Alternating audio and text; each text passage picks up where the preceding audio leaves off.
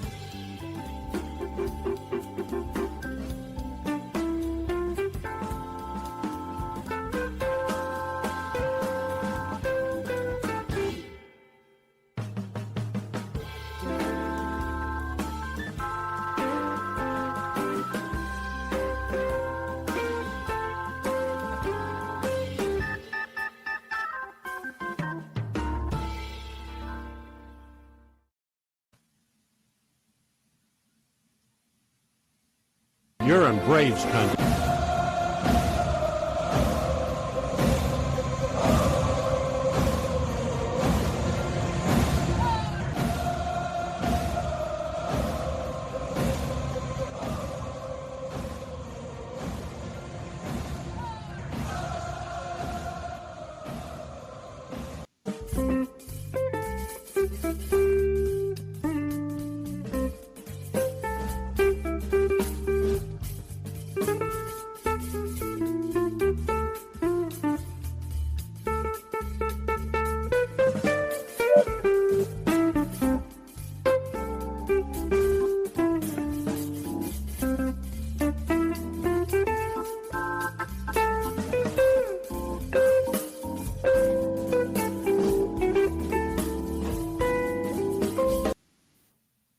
Drink like me, you can't smoke like me. So don't try and be like me. Let's party together.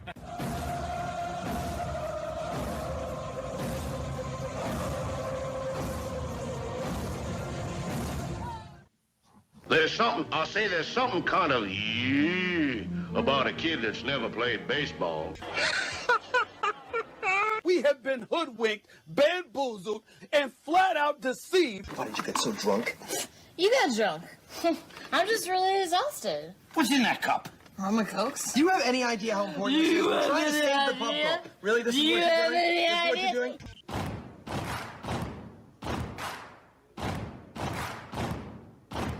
Baseball is a beautiful thing. It's more beautiful in an old park. It's asymmetrical and quirky. But even in a dome with artificial turf, it's beautiful. The way the field fans out, the choreography of the sport, the pace and rhythm of it, the fact that that pace and rhythm allows for conversation and reflection and opinion and comparison. In right field, the crowd is tormenting Strawberries, singing Darryl, Darryl. Little roller up along first, behind the bag. It gets through Buckner. Here comes Knight, and the Mets win. And there's a fly ball deep to left. It's on its way. There it goes. And the Yankees are going to the World Series. Aaron Boone. Ground ball stabbed by Polk. He has it. He underhands to first for the first time in 86 years. The Red Sox have won baseball world championship. Can you believe it? It's a pastime, something you do.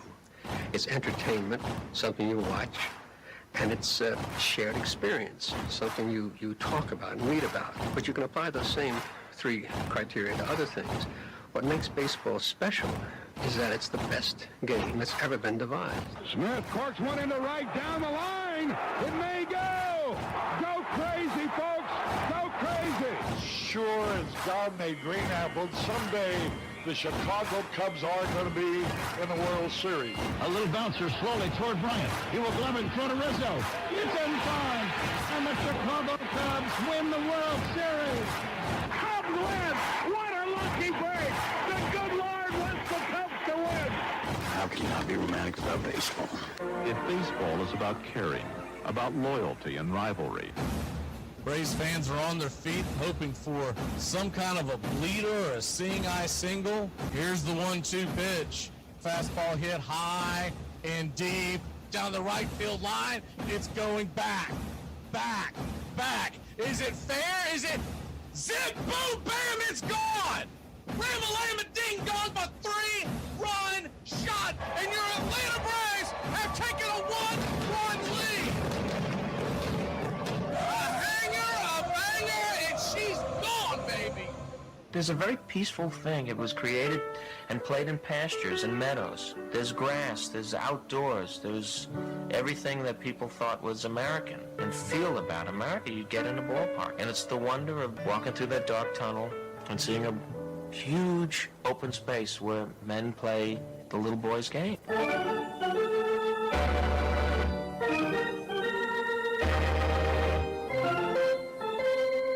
I believe in the Church of Baseball. I've tried all the major religions and most of the minor ones. I know things. For instance, there are 108 beads in a Catholic rosary and there are 108 stitches in a baseball. I prefer metaphysics to theology. You see, there's no guilt in baseball, and it's never boring. It's a long season and you gotta trust it. I've tried them all, I really have. And the only church that truly feeds the soul day in, day out is the Church of Baseball.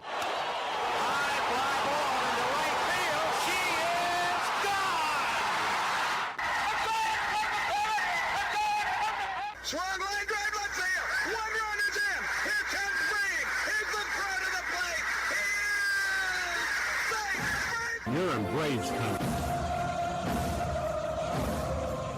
If there's a bigger thing going on right now, I don't know what it is.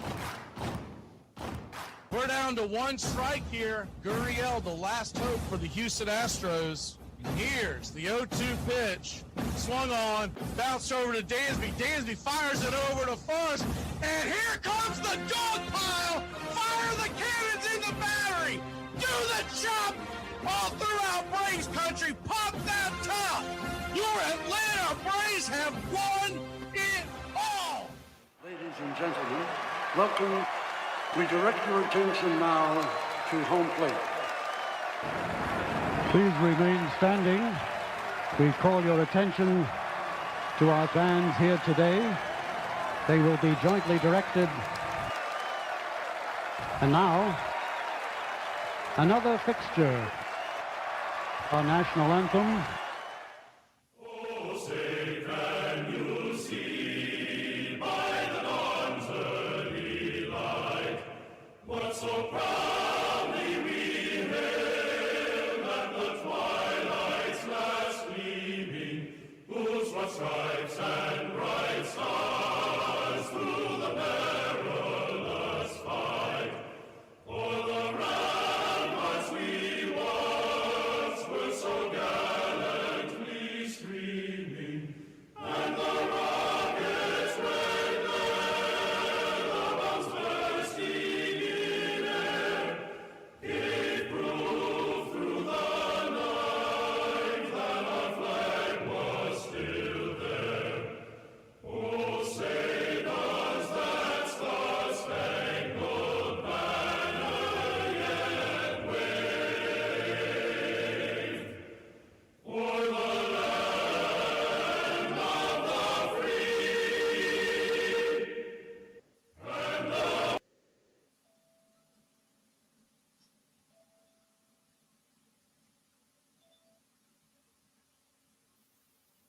home of the brave. Play ball! At this time, ladies and gentlemen, we'd like to introduce today's teams as participants in this historic game.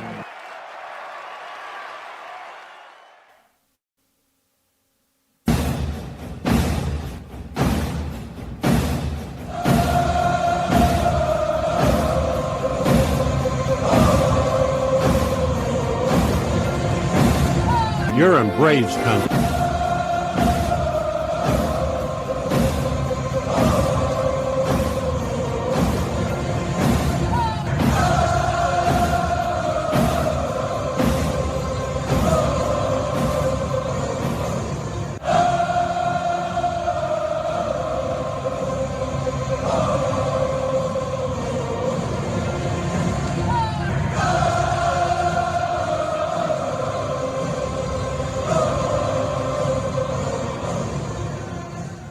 Good afternoon, Braves country. Welcome in. We are going to go over the series that is on deck here versus the Arizona Diamondbacks. We'll be covering it pitch by pitch, play by play of your Atlanta Braves. 7:15 first pitch. And so with all that being said, the Braves come into this. We won't harp on it, but we are 4 games under 500. And there were talks about, it's kind of funny that there were actual talks about whether or not the Braves were average. This was by Ben Verlander, and he said that he'd pick the Braves. I can't remember if it was to go to the World Series or to win the World Series, but nonetheless, he was asking the question, are they just an average team? And my response was, right now we'd take average. I mean, we're 4 games below 500. That's not average. That's below average.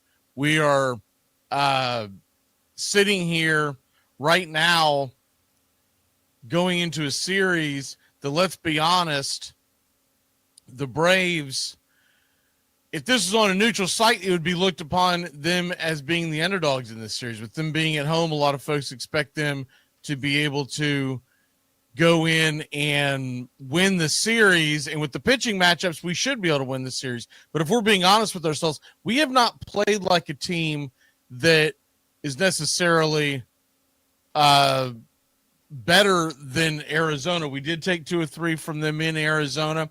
We're catching a break. Corbin Burns is expected to be put on the IL today. He was pulled from his last game, and he's got an elbow issue. And I can't recall, but I believe we were supposed to face them, especially if they skipped a spot in the rotation. But instead, we will not face him.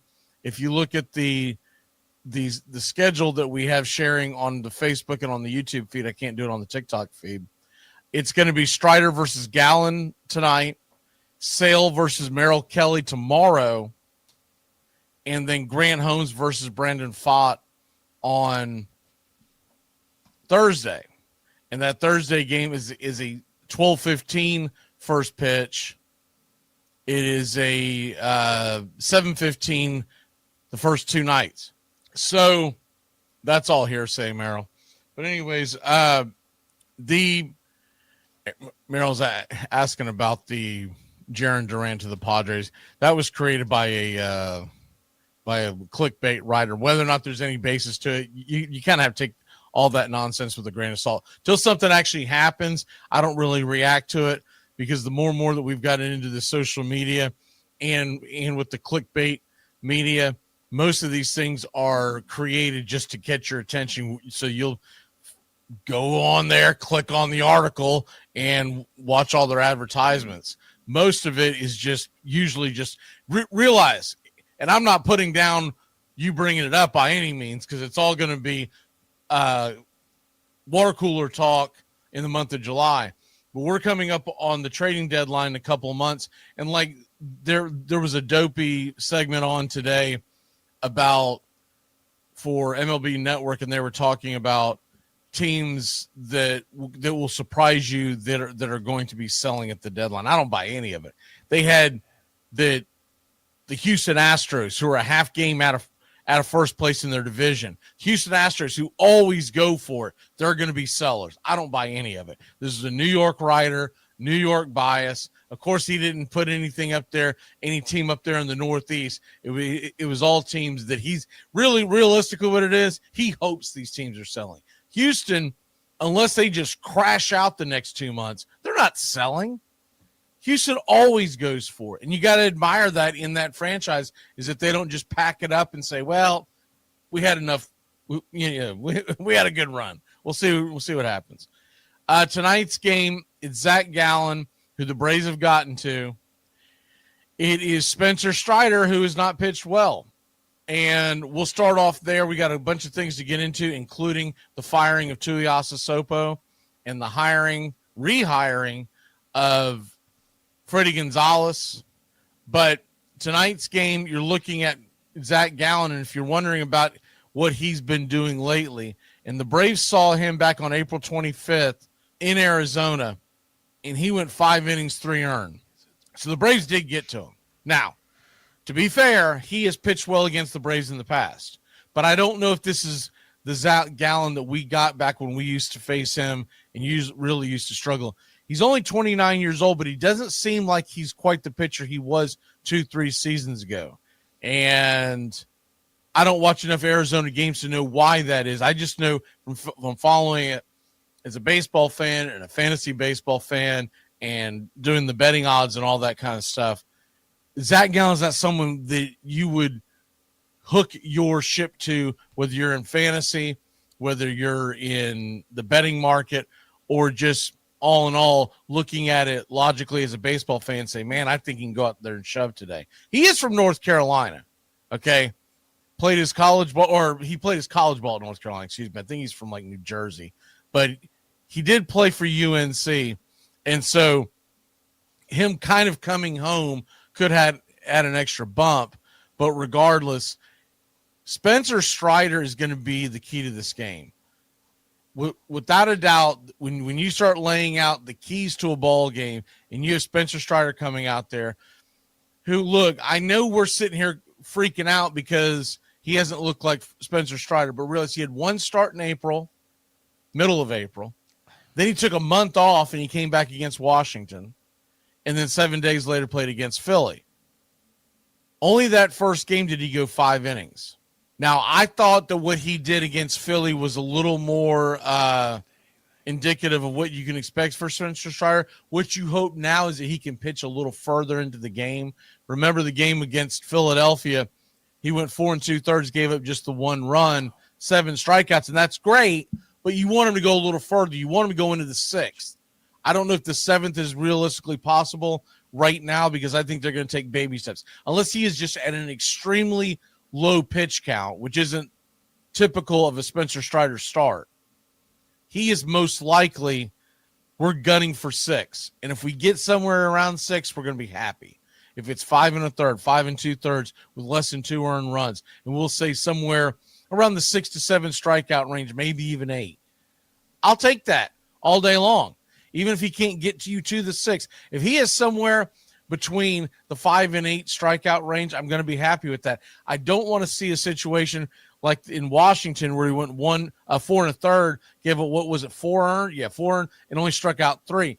It's not that the strikeouts are the end all, the beat all when it comes to whether or not a team is going or a pitcher is going to win or a pitcher's having a good game. But it is indicative of what Spencer Strider wants to do. Because Spencer Strider's big thing is, because he is a fly ball pitcher, he wants to strike you out because he wants to keep the contact to a very, very minimum. He wants to strike you out. And so let's say, we'll just take, for instance, let's say he goes 6 innings and that's 18 outs, right? And you can get 7 or 8 of them as strikeouts. You take a lot of pressure off the defense. A lot of pressure off the defense. This seems like, no matter how you view the first start of the season, we're about a third of the way through, a little more. This seems like a very big series for the Braves. And one of the main reasons that I'll say that over other series is that it's not just the fact that we're 4 under 500 and you would like to try to win this series and it would take you back to 3 under. Obviously, if you sweep, you're right there on the doorstep again. But I never assume sweeps in Major League Baseball. I don't care how bad the team is. I don't care if you're the Colorado Rockies who just won their 10th game of the year. I'm not going to assume a sweep because it takes one good start or one bad start to knock you out of the box. And when you look at this series particularly, it feels like we should win it. When you look at the fact that we've got Strider going tonight and Sale tomorrow against Zach Gallen, who has been scuffling, and Merrill Kelly, who's still a solid pitcher, but he's not Chris Sale. He's not Chris Sale. There's no way in hell you can tell me he's Chris Sale. And we're at home. In Arizona, you'd almost give it a push. But at home, we ought to win the first 2 games of this series. And then that would leave it up to Holmes to try to go for the sweep against Brandon Pfaadt on a 12-15 first pitch. A little jet lag by Arizona we might get, a little bit of tiredness. Problem is the Braves don't tend to put a lot of runs on the board in early going in these midweek games, day games. They typically kind of scuffle around and then the offense takes off in the 5th or 6th inning. What I'm hoping is that getting rid of Tui, and we're about to talk about that, and putting in Freddie Gonzalez, not that he's the ends all that beats all. We all know he got fired from the Braves in 2016. Snicker took over. We get that. But just putting some extra juice in that locker room. Tui, by the way, was not fired. He was just reassigned to the minor leagues, and he took it in stride. And I don't want to beat up on the guy, but he wasn't good at his job at third base coach on the major leagues. Maybe he's got a different talent that we don't know, that we're not aware, we don't see on an everyday basis because we're not privy to it. But as far as a third base coach for the Atlanta Braves, he did a poor job. And that's been from the very go. I'm not going to blame the thing that happened with Eli White on him. That's a little reaching because that's just as much Eli's fault as it was Tui. Should Tui been pointing at third base and saying stay, point? Yeah, that's typically what you do. But when a manager puts up the stop sign, Major League Baseball player, guy's been playing baseball for almost 30 years or 25 years in Eli White. No one assumes that means I'm supposed to pivot, do a 180 and haul ass back to my original base. Nobody assumes that. He would have to be directing him back to second base. Because the one thing you have to assume when the runner's running is that he can't hear you. A, he's running, he's busting it down the line. B, the crowd, et cetera, et cetera. So I'm not going to put that all on Tui. Eli wears that as much as anybody else. That was a problem, and that was a problem that cost us a game. But nonetheless, bringing Freddie Gonzalez into the fold, I really think is going to help this team. And don't be surprised if something follows. We'll get into that one second. I do real quick want to go back into the pitching matchups for this series before I get sidetracked. The next game, you got Chris Sale, and we know Chris Sale has been absolutely outstanding recently. He has been, money. And I expect him to go out there and you realize how high his ERA was not that many starts ago, and he's got it down to a 3.06 ERA. A 3.06 ERA. To top that off, the month of May, Chris Sale, for people who might be doubting whether or not he's back, his ERA was 1.11. A 1.11 ERA. That is absolutely slinging it. His whip, you'd like it a little lower. It's 1.24. That's not what you would call elite quite yet. But his whip in the month of May was 1.05. So when you consider how bad he was at the very beginning and where he is now, the month of April, he had a 4.75 ERA, and he dropped that all the way down to a 1.11. So, and you look at what he's done the last several starts. In the month of May, he had, 5 starts? He gave up 4 earned runs. And in that time period, he went 32 innings. He struck out 40. That is the Cy Sale that we've come to know and love. And does he win the Cy Young this year? Probably not. It's hard to go back-to-back. And when you get off to a tough start, usually someone's numbers are going to be better than yours at the end. But it's not out of the realm of possibility. Now, Merrill Kelly, he comes into this with a 3.78 ERA. And This is game 2 for people who may just be joining us of this series. He's coming in with a pretty good May himself. It's not dominant like Sale was, but it was a 3.22 ERA. The Braves did face him back on April 26th, and he pitched well. It was 6 innings, 2 runs, and both of them were solo shots. So that's not going to be an easy win, but the Braves should get that W. And as far as game 3 of the series, we're going to have Grant Holmes going versus Brandon Pfaadt.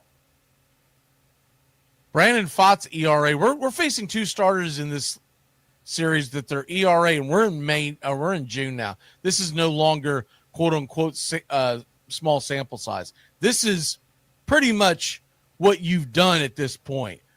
And his 2 guys in this series we're going to face are going to have an ERA over 5.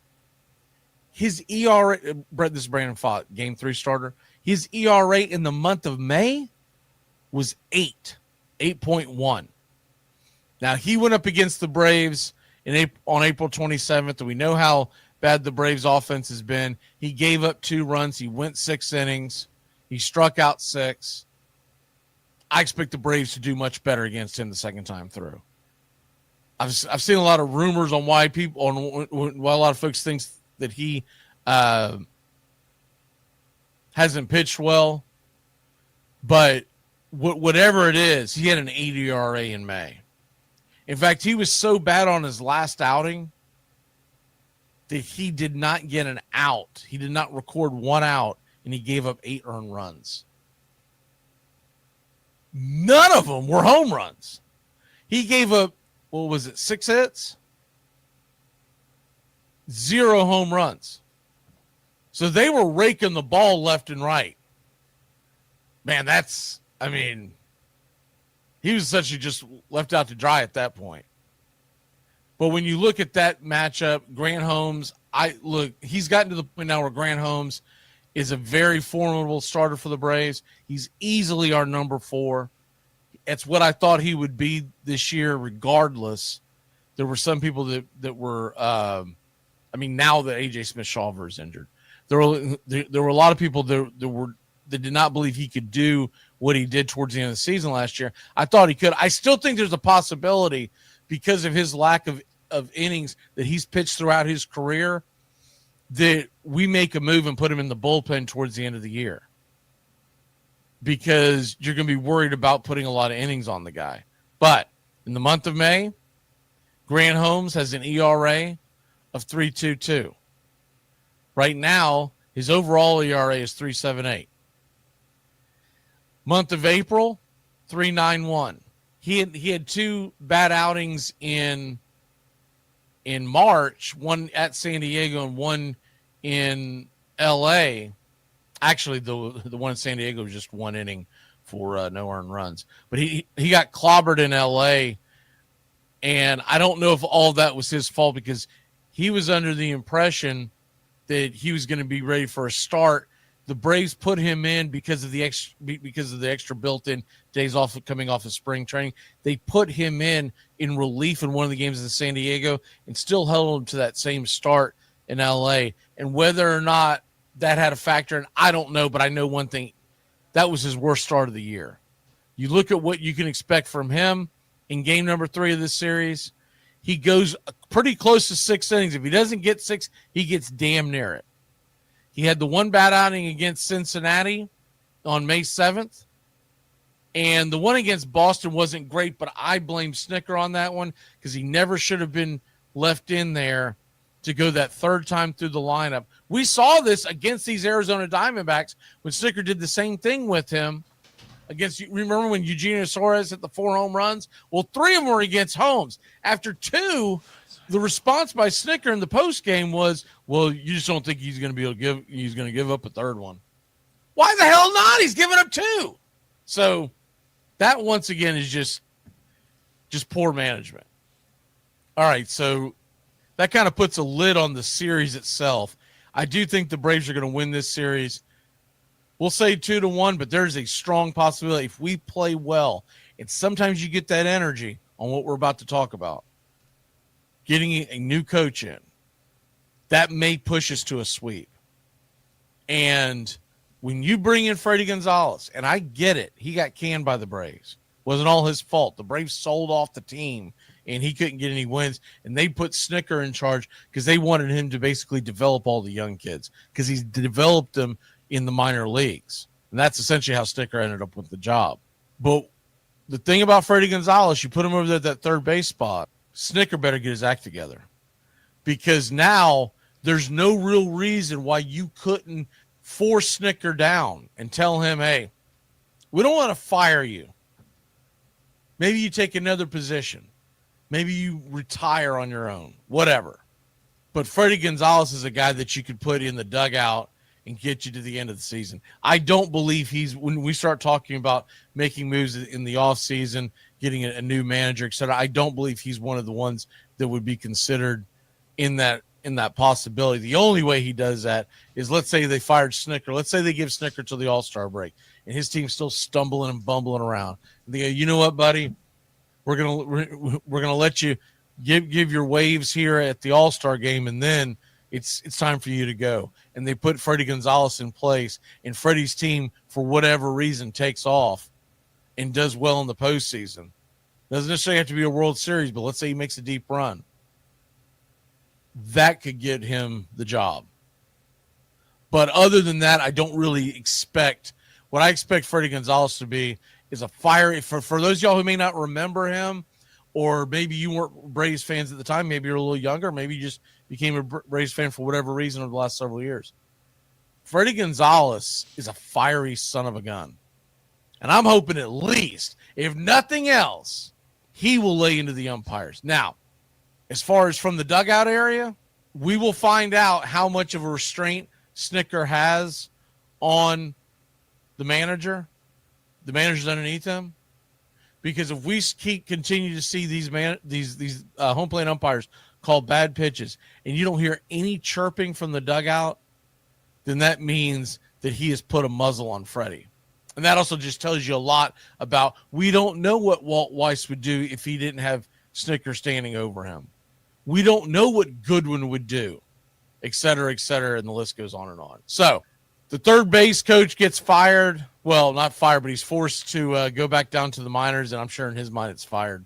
And Freddie Gonzalez comes in. He will be the third base coach. This is the equivalent of someone, I won't quite saying fire the offensive or defensive coordinator in football in the middle of the season. We'll say firing like the quarterback coach. Because he does have input, and he does, the closest thing you can have to an offensive coordinator probably is the third base coach outside of the hitting instructor. So maybe like the assistant, because he is the one that decides whether or not someone's going home when they're hauling it from second base, when they're making that turn.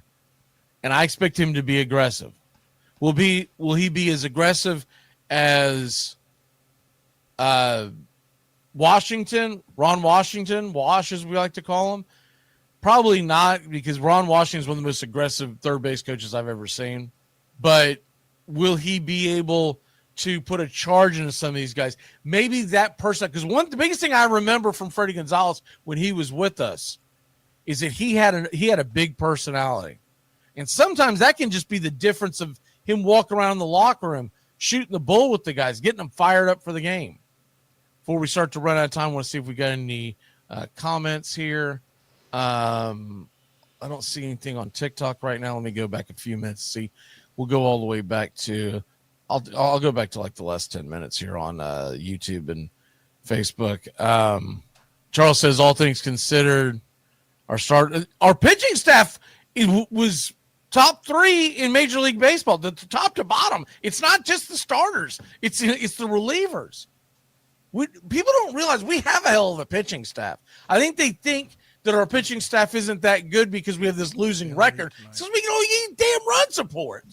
Even the bullpen, even the guys that we go, oh, God, he's coming in. He's still pretty darn good.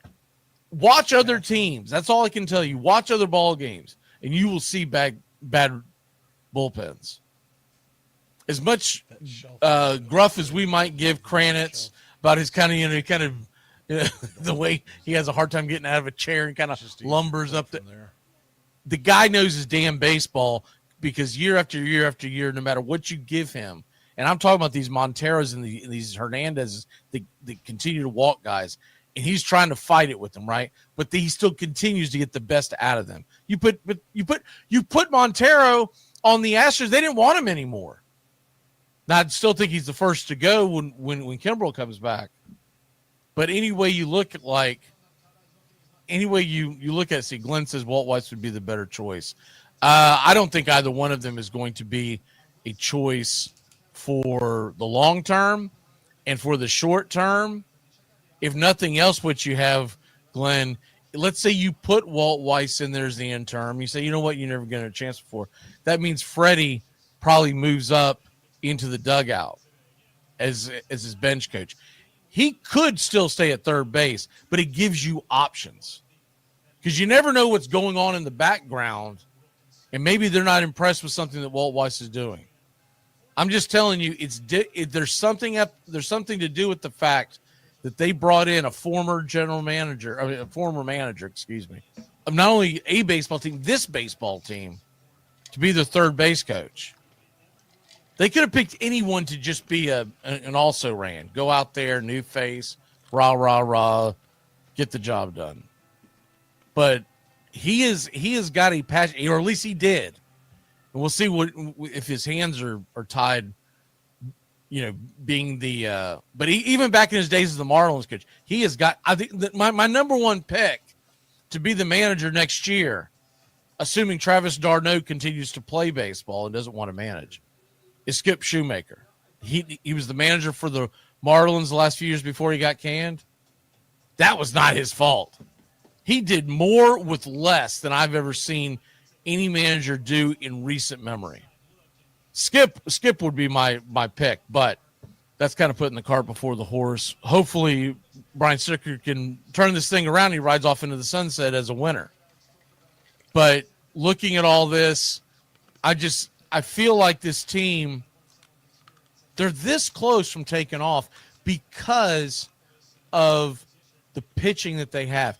Pitching wins ball games. It wins championships. It gets you to the playoffs. Offense will win you a game here and there. If we can just get the offense going in the right direction, the sky's the limit for this team. It may sound crazy right now, but this team could put together an 8, 9, 10-game winning streak because of their pitching.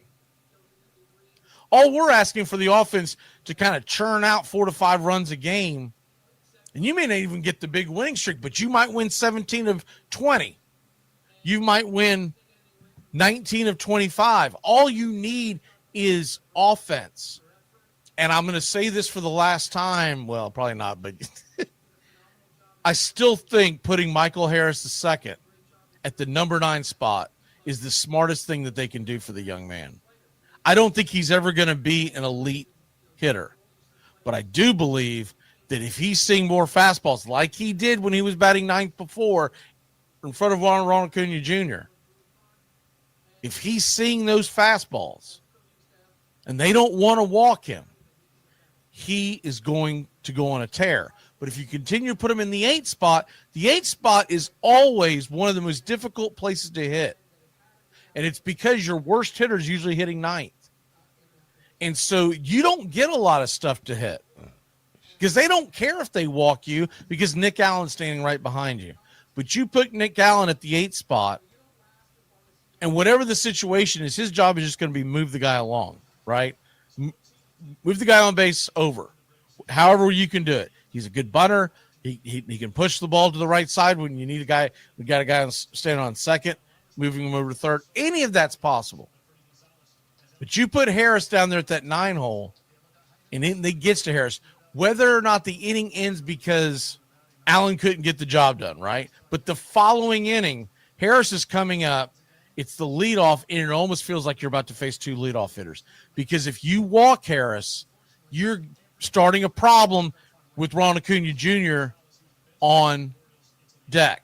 So you're probably going to give him something he can hit, and that's what he needs. That's where he flourished. But they have screwed with him in between the ears the whole time he's been up. The moment he gets a little hot, they shoot him up the ladder. They'll put him in the leadoff spot, and he'll go 0 for 5 with 3 Ks. Let him sit there at the 9 hole for the rest of the year and see what you can get out of him. And for that matter, I love the fact that they're putting Drake in the second spot when he plays. But when he's not playing, figure out something else than Austin Riley in the 2 hole. Austin Riley rakes in the middle of the lineup. Keep him in that 5 spot, right behind Olsen. That is a bam, bam, bam. Ozuna to Olsen to Riley. That is a nightmare for a pitching staff. But Riley, when he hits up there in the 2 hole, for whatever reason, it's almost like he's trying too hard, and he works himself into slumps. There's no other word for it. But our pitching staff, if we can get some run support, our pitching staff is ready to take us to October. But sit everyone in the lineup where on the days that you've got Baldwin on the bench because there's a tough left-hander, I'm going to say it one more time. Put Eli White at the 2 spot.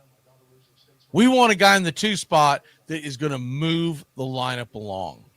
You get the way they've been setting up that lineup, and I'm looking at the last one, but it is a huge cavern where at the bottom of that lineup, so for instance, they go Eli to Harris to Allen most days. If you move Eli up, and even if you just move Harris down to the 9 spot, that's the big thing.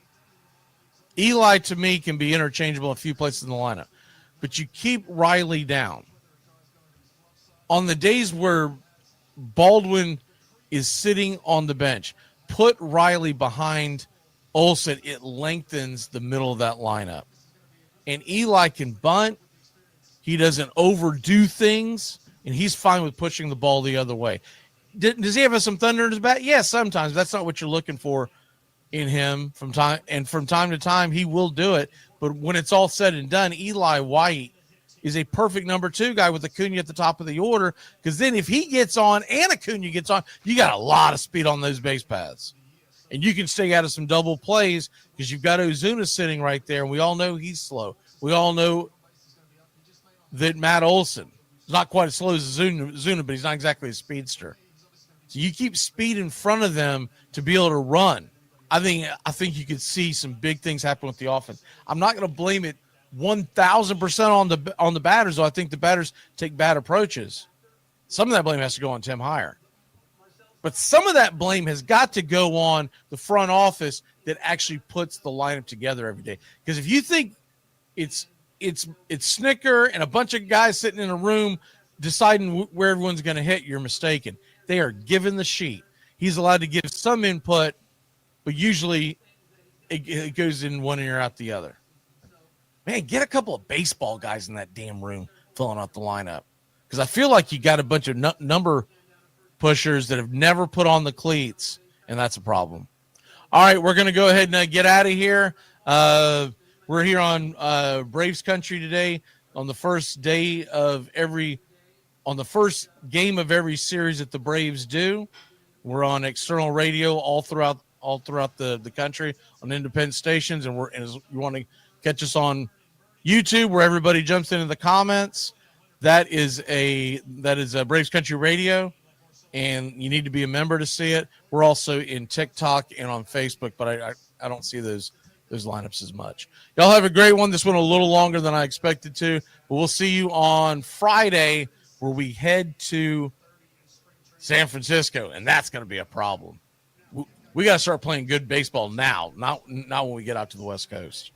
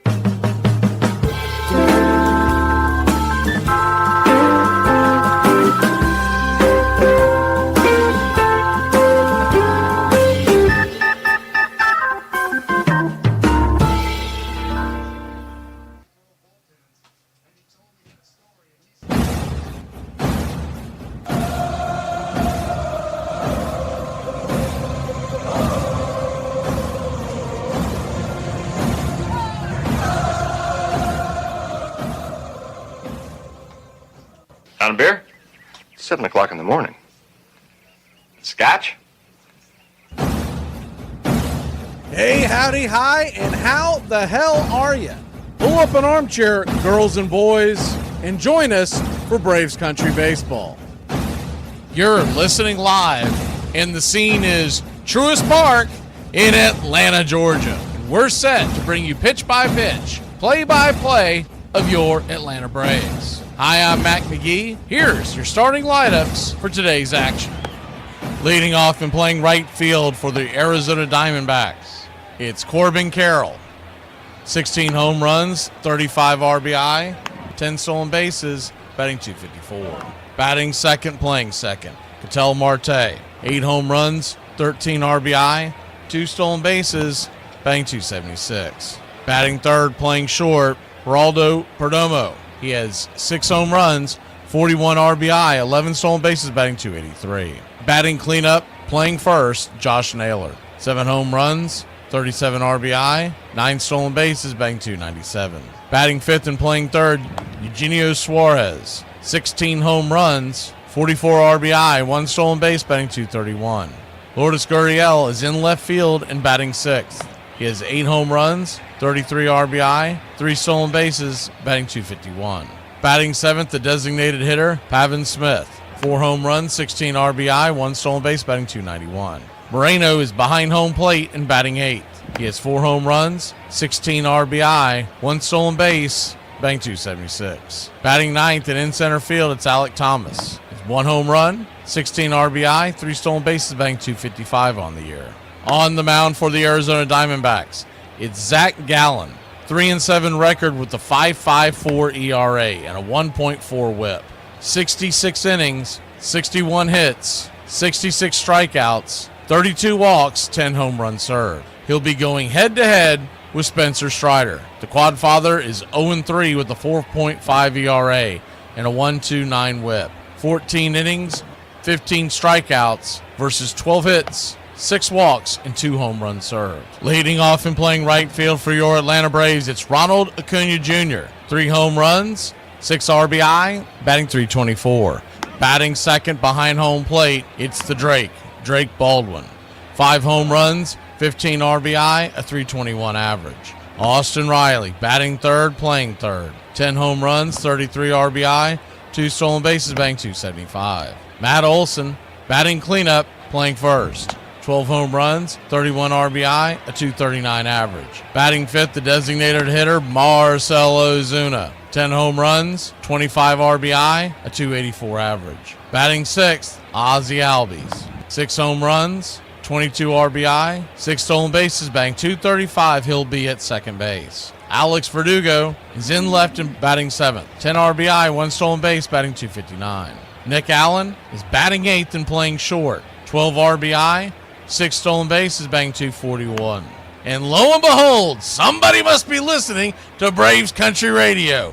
Michael Harris II is going to be batting ninth and patrolling center field for your Atlanta Braves. 3 home runs, 33 RBI, 10 stolen bases, batting .234. Only been beating that drum for about 3 weeks. Our pick to click tonight, no one has incredible numbers against Zach Gallen, though Acuna is 3 for 9 with no home runs or RBIs. And Riley has hit a home run and batted 6 for 16 with 2 RBI. With all that being said, let's go with Matt Olson. He has a home run. He's only 3 for 16, but sitting in front of Ozuna in the lineup, I think you might get some pitches to hit. We'll take your Atlanta Braves to actually put some runs on the board, score early and often. Give me your Atlanta Braves to win this one 6-2. As we think Strider will start looking more and more like Strider and give us a quality start, and that ought to get us into the win column. Calling balls and strikes behind home plate today, it's Ben May. Your first base umpire, Roberto Ortiz. Second base will be manned by Austin Jones, and down the third base line is Chad Fairchild. Game time temperatures today at Truist Park here in Atlanta, Georgia. Expect to be around 86 degrees, with the wind blowing in from left field at around 8 miles an hour. Atlanta Braves come into this series 27-31, 4 under 500. Diamondbacks 3 under 500 at 28-31. Your Atlanta Braves are minus 150 on the money line. The over-under, 8.5. Other props out in the desert, over-under strikeouts for Strider tonight is 6.5. For Zach Gallen, 4.5. Gallen and Strider's over-under on outs is 17.5. And if you're looking for a couple of guys to go yard, Corbin Carroll's plus 240, as well as Matt Olson. Riley, 325, along with Acuna. Ozuna, plus 350. Keys to the game tonight against Arizona. The numbers against Strider. Corbin Carroll is 0 for 7, but I wouldn't fall for that trick. He's one of the best hitters in baseball. The top of that lineup, including Ketel Marte, who's 3 for 9 lifetime with a home run, they do the most damage for the Diamondbacks. Should be noted that Eugenio Suarez is 2 for 2 versus Strider. And remember, he hit the 4 dingers in one game when we saw the Arizona Diamondbacks last. The Arizona Diamondbacks have the second worst bullpen in the National League with an ERA of 5.29. Conversely, the Braves are 4th in the National League at a 3.59, and they have skyrocketed the last month as they were near the bottom at the end of April. The Diamondbacks are also bottom 5 all throughout Major League Baseball in ERA in bullpen. Only Baltimore, Washington, the Angels, and the Athletics have higher ERAs for their bullpen. So the main key to this game and every game in the series is to get into that Diamondbacks bullpen. And Zach Gallen, who had a rough outing last time out, make him pay for any mistake today and rush him out early again. Get into that pen and wear them down. By the time we hit Thursday, they'll be waving the white flag. Not for nothing, we're neck and neck with Arizona in the wild card standings. They have a half-game lead in front of us. Braves stand 5.5 out of the last wild card spot, trailing St. Louis, San Francisco, Milwaukee, Cincinnati, Washington, and Arizona in that order. The other 2 teams at the top of the wild card standings, San Diego and Philadelphia. We're way too far back to worry about the division right now. We can start making headway in the wild card race. Getting a win tonight and winning this series would be a big step as we head towards the West Coast on Friday night for a 6-game road trip at San Francisco and at Milwaukee. 2 teams we are chasing as well. Teams around the division, Nationals are hosting the Cubs tonight, Phillies are at the Blue Jays, and the Mets are at the Dodgers. It's June, it's put up or shut up time for your Braves. Put your click in the chat, slap that like, and let's get ready, Braves country. We'd like to thank everybody for choosing Braves Country Radio, and a special thanks to all the country club members. Please like on your way in and subscribe, set those alerts, and share Braves Country Radio to help build the crowd so we can continue to bring you the classic call of Braves Country Baseball. Well, it's about that time. Grab you a cold one. Find you an armchair. Atlanta Braves Baseball right here on Braves Country Radio. Your modern-day superstation is in its 5th season of bringing you pitch-by-pitch, play-by-play of your Atlanta Braves and our one-of-a-kind production. Take us anywhere you go for over 170 Atlanta Braves ball games. Please like and subscribe today. Join the Country Club. Thank you to all the Country Club members. You help support Braves Country Radio. Get this bus moving. Stop. Come back. Too late. Roll call! Yeah, roll call! You're in Braves country.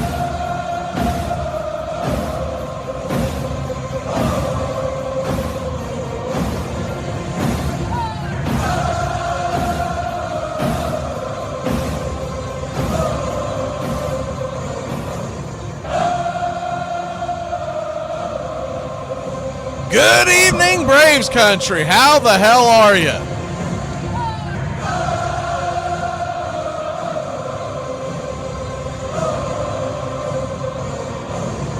See who we have kicking in the chat. We'll roll back to about the 7 p.m. spot. If you haven't said anything around 7 p.m., we'll just jump back in.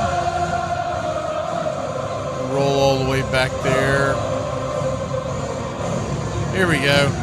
I see John in Helion. Uncle Charlie Fritz. I see Special K. Adam Batman Westbury.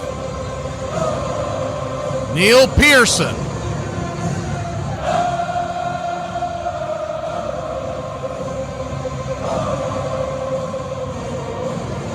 Who else do we have in here? Gary the Real McCoy. Mark Ricky Ricardo. I think I already said Uncle Charlie Fritz. King James Hagan. Jameson Taylor. Pushing buttons. Edward Spry Guy. Going with the Cunha, I like it.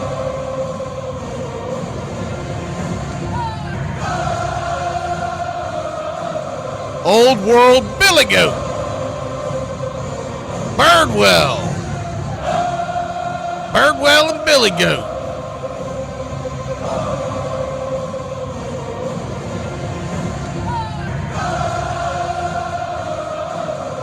My man Nathaniel Brooks.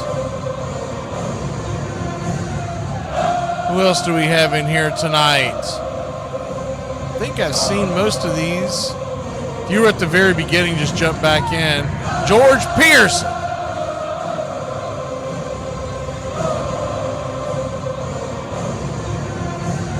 Nathaniel Harlow.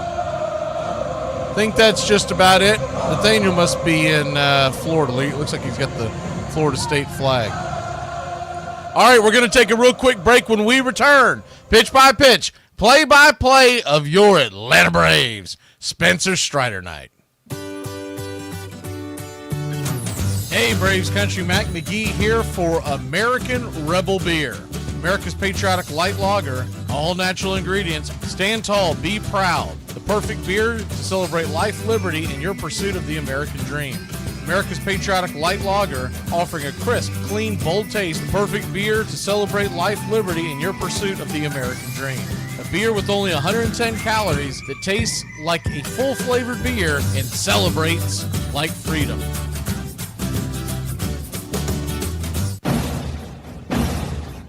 Hey, Braves Country, this is Mac McGee with Braves Country Radio.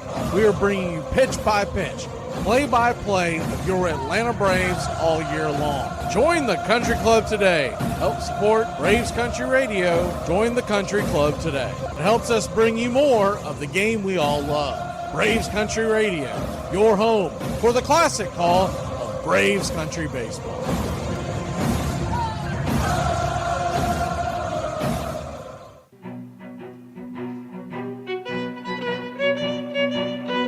Hey, Braves Country, Mac McGee here for American Rebel Beer. From the mountains to the prairies to your pint glass with white foam, we're bringing back beer with a backbone. All that matters in our brew is taste and a touch of American excellence. American Rebel Beer, born in the USA.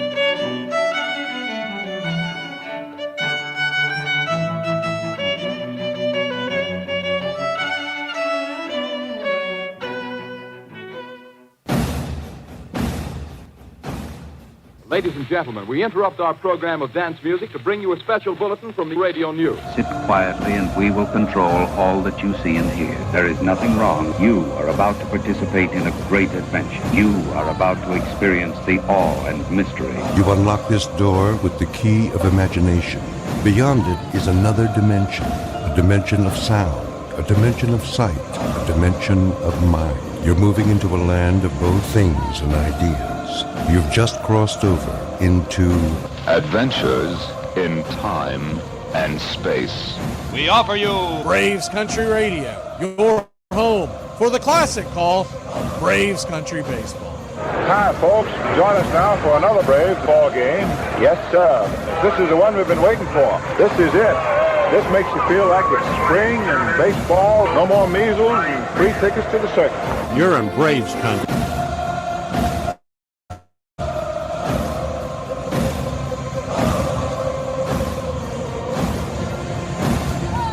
This is a reminder, disorderly conduct will not be tolerated. Please respect your fellow fan and refrain from any unruly behavior. Failure to comply with these guidelines will result in ejection.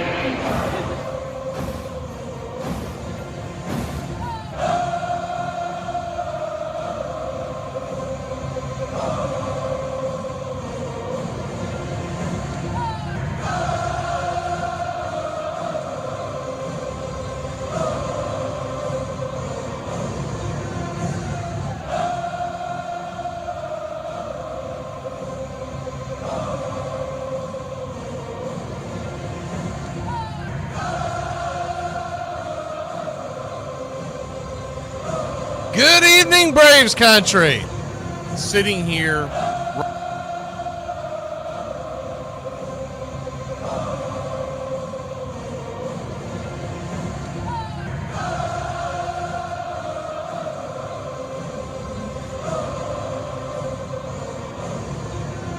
Spencer Strider is striding his way to the mound.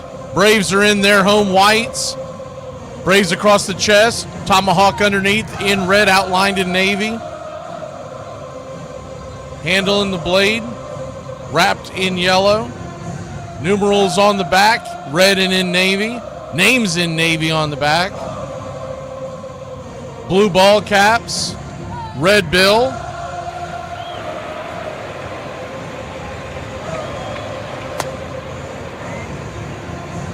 The white A representing the city of Atlanta.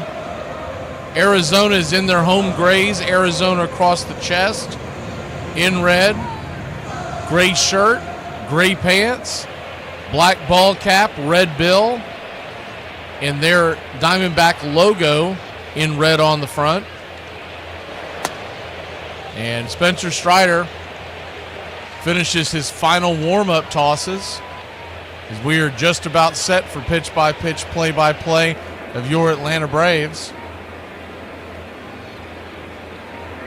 I don't know if that's how they'll stay, but right now the defense is back into the left, which is odd because unless they've changed it, Corbin Carroll is to lead off this game, and they have not changed it yet, so not sure why they are back into the left.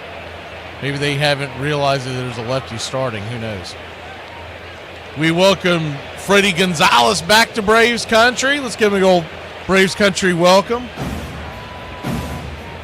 Last managed the team in 2016. He'll be the third base coach tonight. Good to see you, Tree.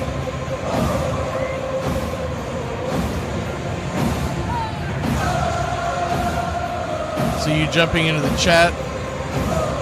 JC, good to see you. John. What you drinking on, John, tonight? What you talking about? Willis is up in here. I think we're just about set for pitch-by-pitch, play-by-play of your Atlanta Braves. Yes, sir. It is baseball time in Braves country. First pitch on the way is popped up into shallow, well, we'll call it deep infield, third base side, very shallow left, but it drifts back into the infield. And it's a F5 on your scorecard, as Austin Riley corrals it for a quick out number one. Ketel Marte, he had himself an offensive series against us recently. The first pitch on the way is 95 at the knees. It's 0-1. And Corbin Carroll, man, did he tear us up last time we saw him. It's good to get him out to start it off. The 0-1, righty-lefty, kicks and fires. P at the knees, 96. It's 0-2. Your home plate umpire, Ben May, normally calls a fairly wide zone. We've been frustrated with him in the past. This series looks like this. You'll have May behind the plate tonight, Ortiz tomorrow, and Austin Jones on Thursday. The 0-2 from Strider. Brings it. Swing, rips it high and deep, and that's gone. Acuna doesn't even pivot. He just looks it up, goes well into the deep into the seats, and it's a solo shot, and the home run bug continues to bite Spencer Strider. Ketel Marte's 9th home run of the year. He continues his hot hitting, and the Braves quickly trail 1-0. That fastball just got way too much of the plate, and he's leaning over the plate. If you look go back and look at that replay. His back foot is basically standing on the chalk. And the only way to prevent that is to bust his ass inside. That really is the only way to prevent that. You don't see guys do that much anymore, but they are hovering over the plate. First pitch on the way to Perdomo is swung on and fouled back. It's 0-1. The 0-1. When they are basically standing on home plate like that, you've got to set up inside. The 0-1. Fastball pops it up. High into center field. Michael Harris, the second, will have it for out number 2.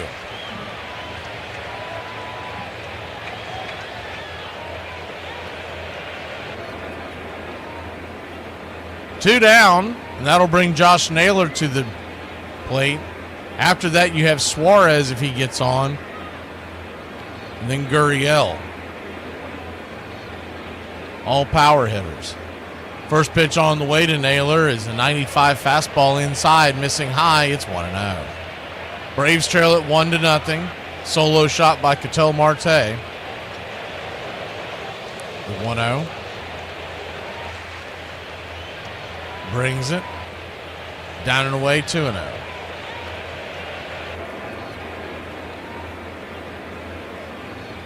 Two-0 count. They just showed Snicker in the dugout biting his fingers. He's like, man, you're going to get me fired next. Would you get it together? The 2-0's chop foul behind home plate, 2-1. 2-1 count. That's not nothing that they sent Tui down and brought in Freddie Gonzalez. And a lot of people are just kind of passing over. You don't see teams do that in the middle of the year much. Not the third base coach.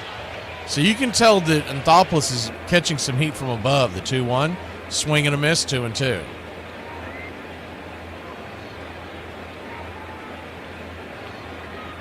Two count. Naylor batting .297 on the year with 7 home runs, 37 RBI.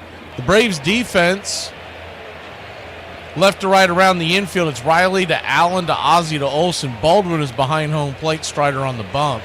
And in the outfield is Verdugo, Harris, and Acuna. The 2-2. Foul back out of play. We'll do it again. 2-2 count.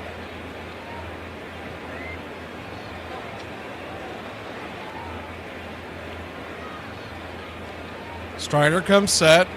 Lifts that red glove and brings it. Curveball in the dirt, well in the dirt. Well before home plate it hits. So it's a full count now to Naylor.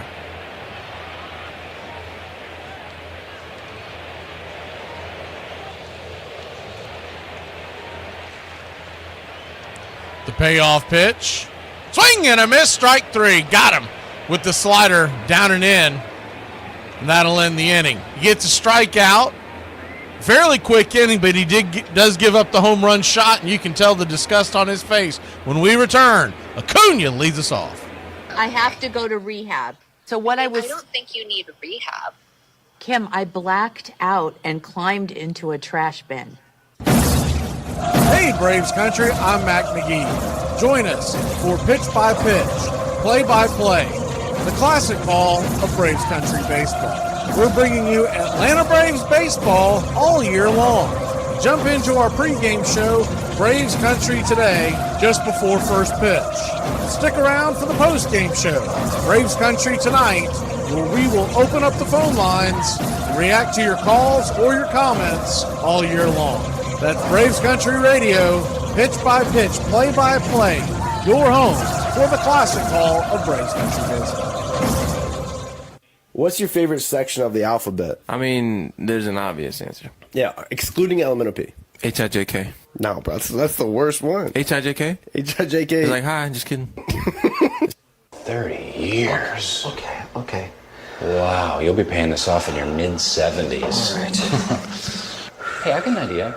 You know that extra bedroom? If the whole girlfriend thing never happens, that's where the nurse can live. Okay, all right. They have work to do, and they should be sleeping or eating. But they would rather do without sleep or without a square meal deliberately eaten. than miss a minute of a ball game, even if they go on their night turn in the mill or factory, minus the rest that should be theirs.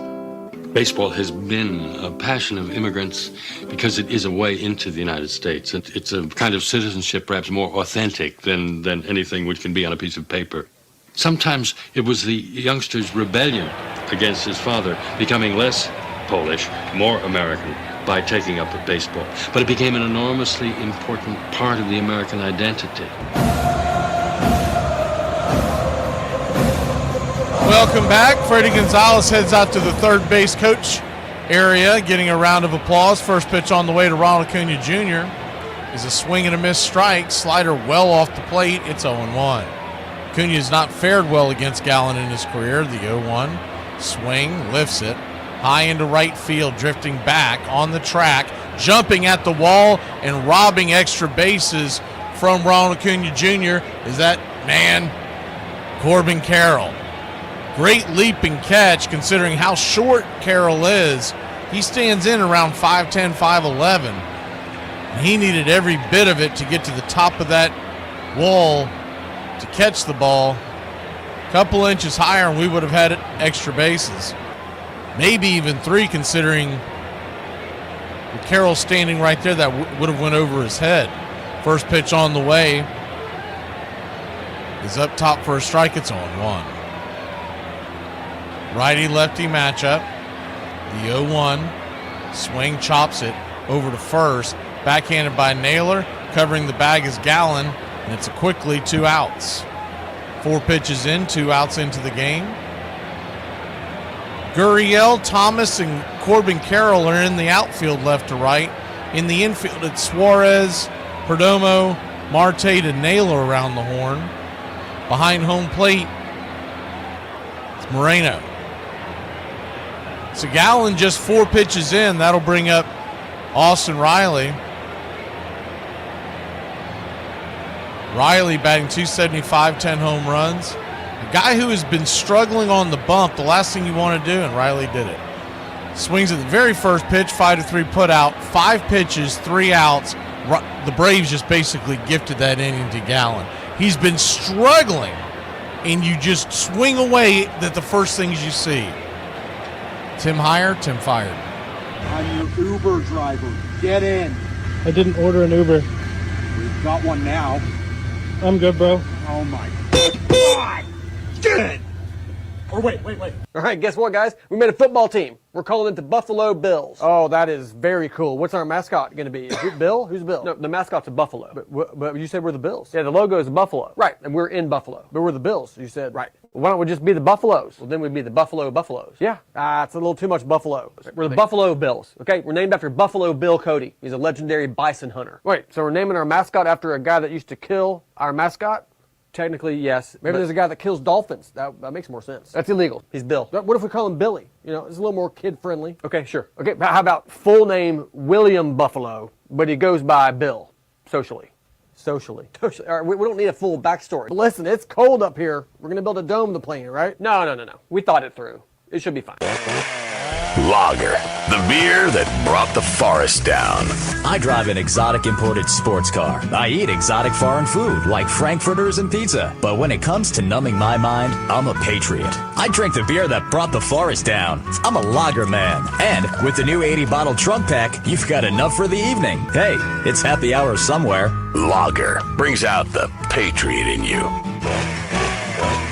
Companies of every kind promoted baseball for their workers. Management believed it encouraged teamwork, provided a healthy way to fill spare time that might otherwise be devoted to labor agitation, and taught immigrant workers how to be real Americans. Nearly every industry had a lead: railroads, steel, electricity, coal and iron, textiles, meatpacking, automobiles, and thousands of workers came out for factory games on the weekends.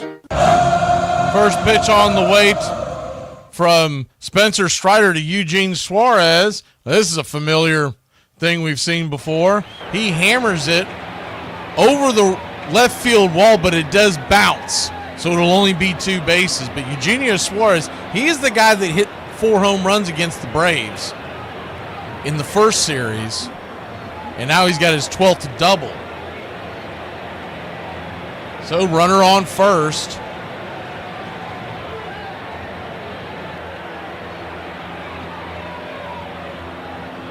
Nobody, a runner on second, excuse me, nobody out. That'll bring Lourdes Gurriel to the plate. First pitch on the way, looked like he went around. They checked down the first base side. Roberto Ortiz says he didn't. This could be a long day. It's 1-0. That was a bad call by Ortiz. He most definitely went around. They just showed the side view on Arizona's cast, and he absolutely went around. The 1-0. Kicks and fires. Swing and a miss. Slider, 1-1. 1-1 count.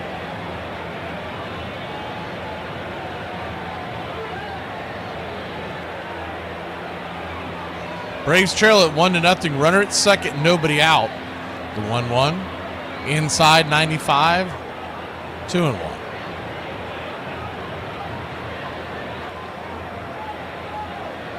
Gurriel, 8 home runs on the year, a 727 OPS, 33 RBI. The 2-1 from Spencer. Swing, slices it foul, 2-2.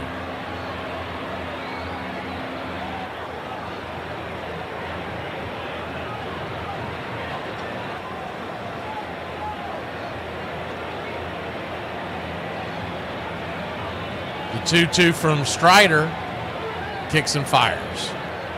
Slider in the dirt, full count. So unlike his counterpart, Strider's getting some long at bats to start the game off.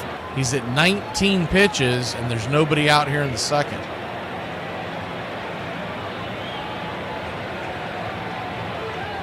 Full count. Swing and a miss, strike 3. That slider's working, and honestly, his slider is looking more like almost a split tonight. 1 away. Good pitch. It's the same pitch that he struck out the first batter for his first strikeout in the first inning to end the inning. 2 strikeouts on the night. What you'll see from Spencer is a 4-seam. As the first pitch on the way is a slider down below the knees to Pavin Smith, who's batting .291. It's 1-0. A slider, which you just saw, he throws them for a combined 87% of the time. The changeup at 8%, the curve at 4, the 1-0. Slider misses down 2-0. So a 2-0 count.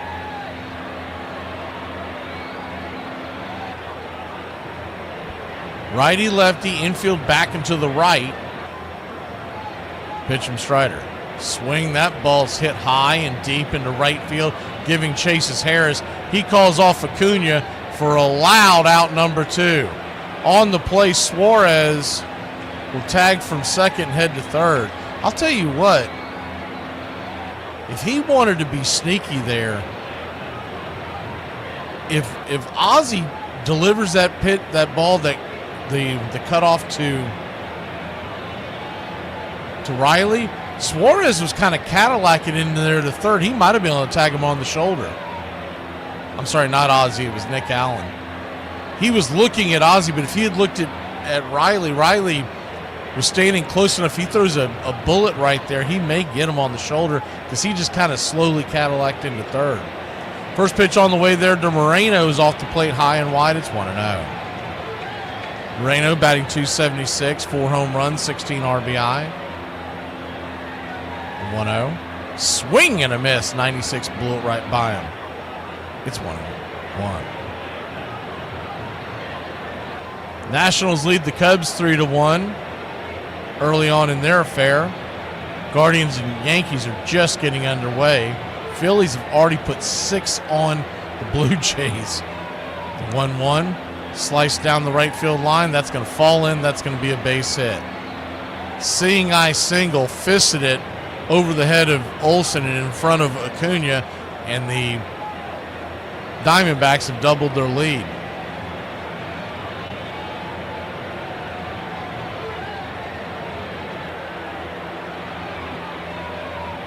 That's not what you want to see. That's really frustrating for Strider because that wasn't a bad pitch. He just got extremely lucky. That stayed fair. First pitch on the way, swinging. Carroll bangs one deep, high and deep into center field. Making the catch at the wall is Michael Harris II. Man, Strider's got to calm it down and get buckled in. Braves trail by 2. Olsen coming to the plate. If you ladies don't start letting that car warm up when you started, I'm going to call you daddy. I'm going to call you uncle. I'm going to call somebody. Y'all just start that thing and off to the races. I swear, some of y'all need to stop thinking that you're all that. For f***'s sake, you ain't even all there. Could you imagine how hot I'd be if I ate right and took care of my body? I mean, I ain't going to do it, but could you imagine? I don't know who needs to hear this, but they're mean to you because you're pretty. No, I'm pretty sure it's because I'm a bitch. Guess what? We played basketball in gym today. I love basketball. It was 5-on-5. Did you guys win? Well, it was tied with like 10 seconds left in the game. Nice. And I was over there, I was like, Kevin, because Kevin had the ball. I was like, throw me the ball, I'm open. And he didn't see me, so I ran to the top. I was like, I'm open, Kevin. And then everybody on my team was like, Kevin, Derek's open. And he threw it to me, and I looked at the time, and it's running down, and it's like 3, 2. And I just closed my eyes, and I just throw the ball up. And it went over the backboard. Hey, yeah, I'm not going to make it in today. Sorry about that. Well, why not? We really need you here today. Hey, listen here. I woke up feeling great. And at my age, that doesn't happen too often. So I sure as hell ain't going to waste the day there. On September 20th, 1914, more than 100,000 people filled Cleveland's Brookside Stadium to see the Telling Strollers beat the Hannah Cleaners 8-3. The ones I remember are the Greenville, Mississippi Buckshots, who were semi-pro, I guess they were called in those days. And they had jobs around town, but the main thing they did was play baseball. And they were a tobacco-chewing crowd, and men were fearful that their daughters might go out with one of them and that kind of thing. Well, they hung around the pool hall a lot when they weren't working or playing baseball. And they were all looking forward to a career.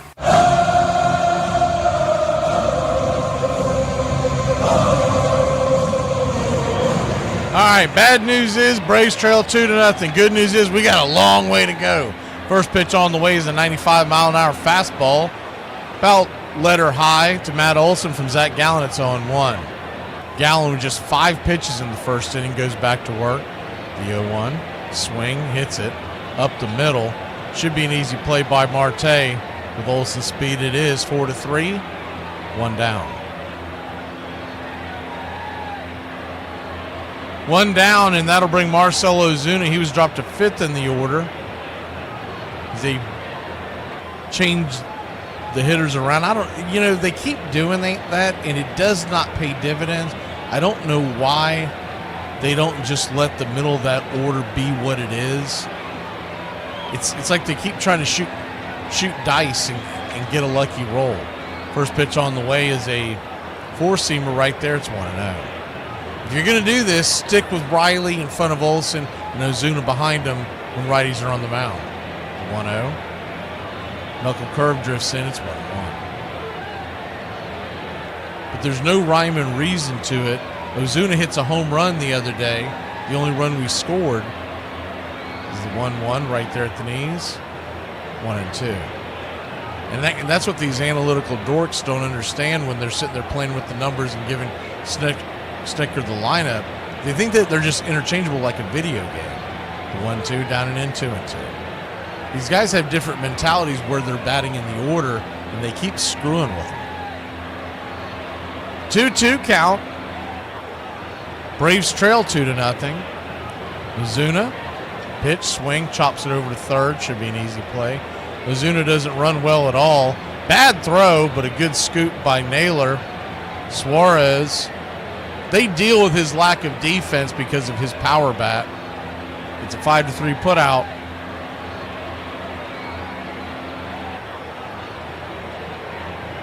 Two down. That's going to bring Ozzie Albies to the plate. Verdugo will move to the on-deck circle. If you missed the beginning, Harris is batting 9th for the first time this year. First pitch on the way is a knuckle curve off the plate. It's 1-0. And if he starts hitting the ball and getting hot in the 9th spot, don't move him. Let him do his thing. The 1-0 off the plate, 2-0. He's going to see much better pitches. It's almost like these analytical dorks think that all of a sudden that the players have gotten hot, et cetera, et cetera. They don't understand it's their circumstances. The 2-0. Knuckle curve drifts inside, 2-1. You get a guy that starts swinging the bat well, a lot of it's because he's seeing better pitches in front of who he's hitting. 2-1 pitch. Dribbles it over to first, and Ozzie will end the inning. Braves still with no hits, nobody on. A perfect game so far for Zach Gallen. We'll be back in a flash here on Braves Country. Do I understand that there are consequences to my actions? Yes. But am I still going to act absolutely flabbergasted when there are consequences to my actions? Yes. Friendly reminder that you are not a hot mess. You're a spicy disaster. So I got jury duty. I'm not going. That sounds stupid. So you're telling me there's a guy who did a crime and you need me to show up so you can convince me whether or not he did it? I didn't go to law school. I'm just confused because, like, why isn't it a job? Why don't you just hire jury people full time? And why can't you just get, like, an associate's degree in jury tutoring? Why do we have to grab randos off the street? Why do I have to convince a Lifetime Fitness front desk employee, an Arby's shift lead, and a librarian that I'm not guilty for murder? I don't care if you don't like me. The voices in my head do. And we party pretty hard. This portion of the show is being brought to you by Ed's Almost Good Beer. Remember, Ed's Almost Good Beer was brewed in God's country when God wasn't looking. Y'all, can somebody explain to me why we buy brand new clothes to go out of town and them people ain't even seen our old clothes? Women workers demanded to play too, and soon the Goodyear girls, the Westinghouse maids, and the Miller rubber maids took the field. At Progressive Sing Sing Prison on the Hudson River, convicts played and beat visiting teams made up of electrical workers, insurance salesmen, and stock exchange clerks. I want to go back to Sing Sing, one ex-con remembered. Down here, I'm just a bum, but up there, I was on the ball team. Braves Country Radio, pull up a chair. Your home for the classic call of Braves Country Baseball.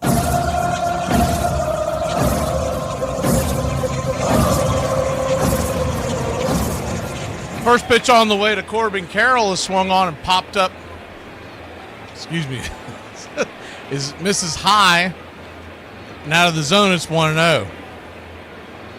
The 1-0, righty-lefty.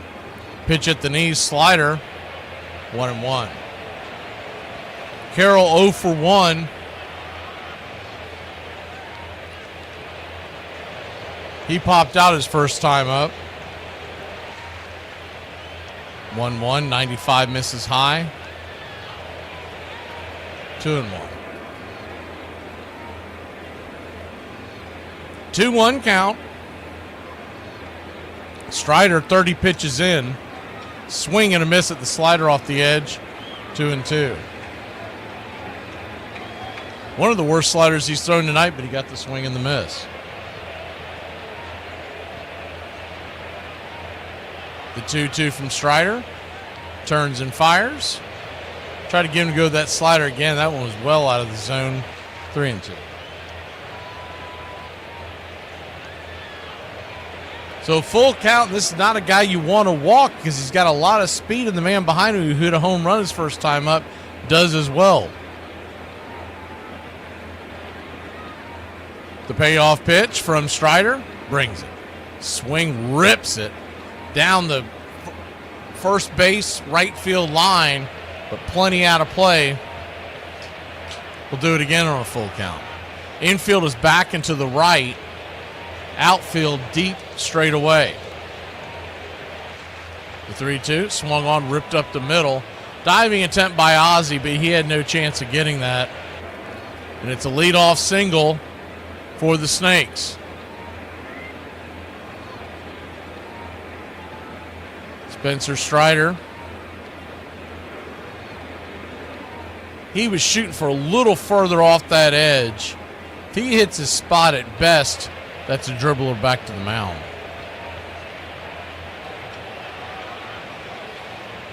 1 on, nobody out, and the lightning speed of Corbin Carroll at first. First pitch to Marte, who slammed a home run 445 feet his first time up. Pitch is outside and down. It's 1-0.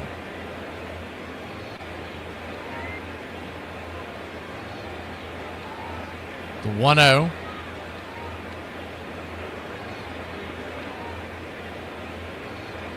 Turns around, flips it over to first, keep Carroll close by.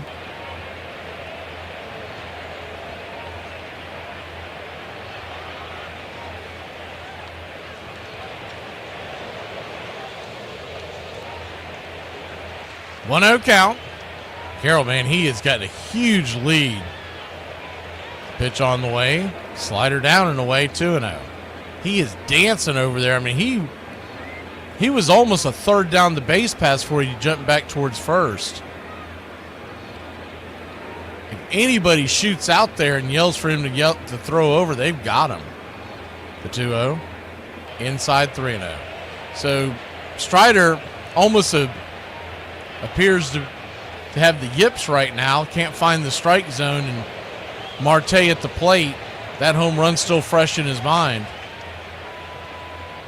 3-0 count. They set up outside. Swing rips it right down his throat again, and that ball's gone. Home run. Marte absolutely has the papers on Spencer Strider. His second home run of the night. Jams one right down his gullet, and it's 4-0 Arizona. They were setting up outside, and that pitch was right down Main Street. I mean, a 3-0 count, 95-mile-an-hour fastball. Sounds like the pitch to go, but you've got to hit your spot. He is getting way too much of the plate. Both home runs were absolutely tattooed, and both home runs, the ball was just, might as well be on a tee. First pitch to Perdomo's in the dirt. It's 1-0. Righty-lefty matchup.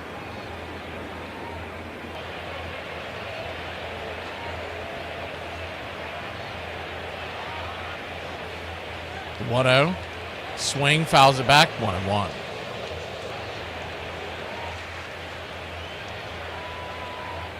You know, your first instinct would be to say that he wasn't ready to come back up, come up off the IL, but he was pitching really well down on the farm. And these are the bumps and bruises that a guy coming off what was essentially Tommy John surgery, he's going to have them. But this is just dumbfounding, the 1-1, swing and a miss, 1-2. You expect him to have a tough spot here and there, but he's yet to look anything like Spencer Strider since returning. 1-2 count. Swing, chops it foul, will do it again. He looked pretty good in the first start in Toronto. Went 5, gave up 2. But since returning from the ILs, the 1-2's in the dirt, we'll do it again. From the hamstring issue, he has just looked like basically a guy that ought to be still in AAA.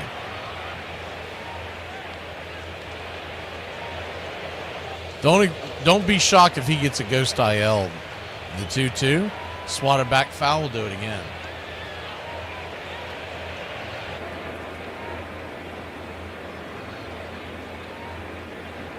The good news is Zach Gallen's on the mound. He has struggled mightily himself, so the Braves are going to have a chance to score. The 2-2, caught looking, strike 3. Backwards K, the first out of the inning, 1 away. Spencer Strider, good pitch, fastball in the inner cut. They were shooting for up top. He got the bottom corner, which is a much better pitch, but that's not where he was shooting for.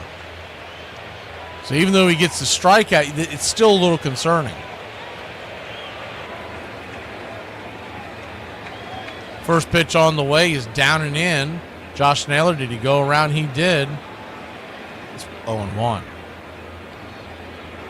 The 0-1. Naylor struck out his first time up. Spencer Strider with 3 Ks on the day, the 0-1. Swing and a miss. It's 0-2. And the other thing that's concerning about Strider with this is he continues with these high pitch guys. He's not going to get to pitch that many innings, and that's going to continue to cause the issues that he's having, because what he really needs more than anything else is innings and outs to go out there and deliver. But now with the injury to A.J. Smith-Shawver, you don't really have the option of bringing up someone from AAA as the 0-2 swing, fouls it back, that you could argue that is going to give you better innings than a struggling Spencer Strider. I know Dylan Dodd looked good the other night, but he's been in the bullpen, and him just concentrating on 2 pitches has been one of the reasons why he has excelled. The 0-2 slaps it foul, will do it again. You bring a guy up from the bullpen in the minor leagues to the starting rotation in the major leagues, it's a huge, huge ask. 0-2 count. They've got a few other guys down there they could turn to, but it's nothing you're going to be excited about. The 0-2 from Strider. Swing. Bangs it on the ground over to short. Allen's got it. He fires it over to first. 2 down.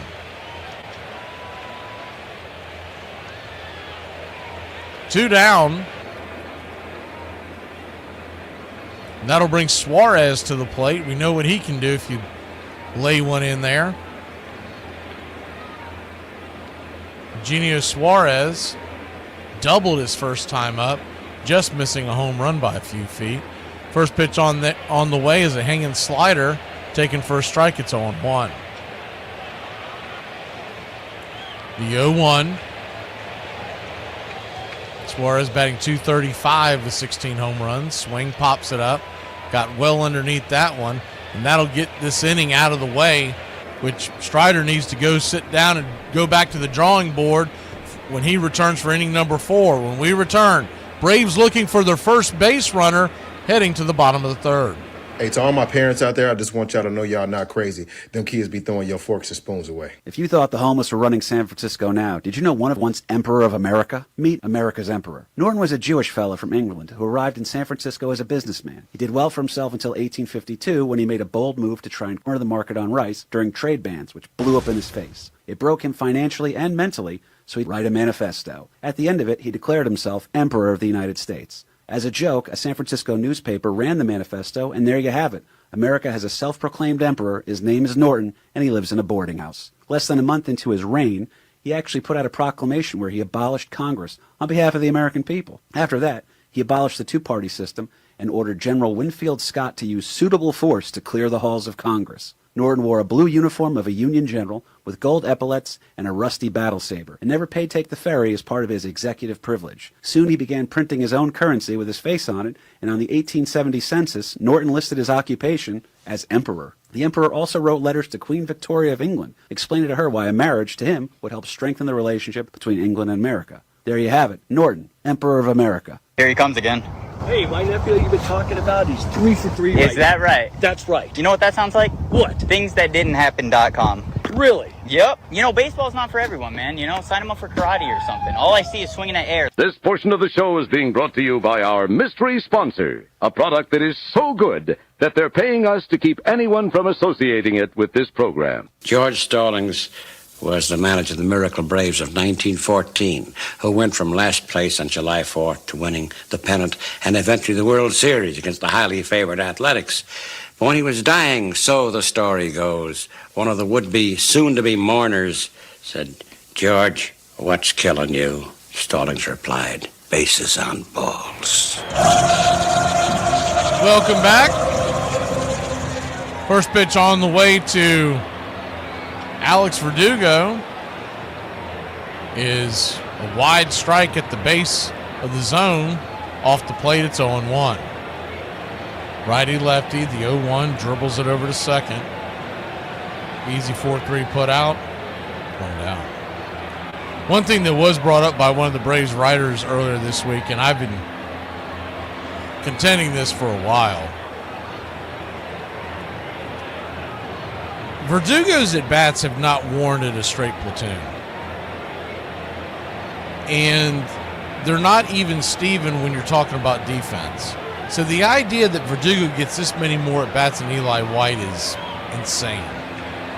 First pitch on the way to Nick Allen is right there on the inner cut for a strike. It's 0-1. I'm not saying they should do straight splits with righties, but Eli White deserves starts against right-handers. The 0-1 swing and a miss, it's 0-2. Because the idea that you put Verdugo up there every night there's a right-hander, I realize the majority of the league is a right-hander. The 0-2 chops and foul. It's just,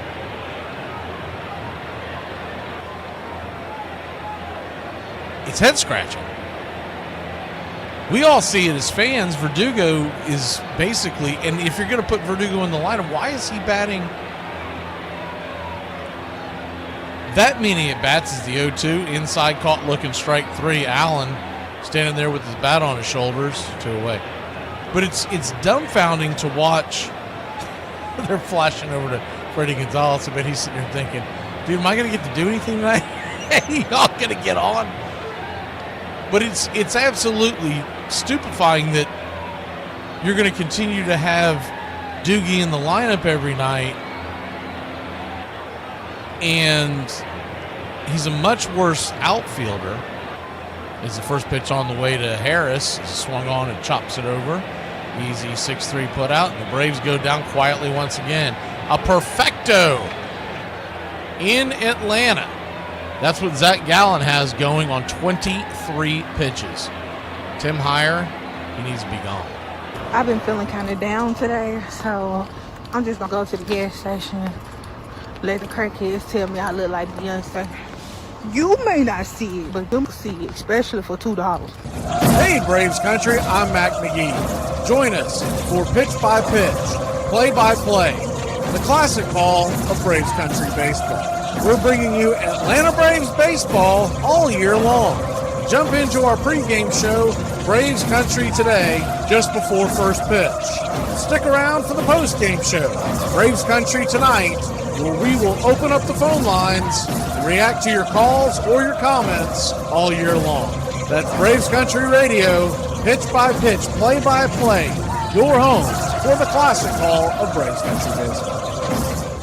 He never complained, never alibied. He was never known to criticize a teammate or call an opposing ball player lucky. He accepted his great success modestly and the many vicissitudes of his life in silence. He was easy to like and hard to know.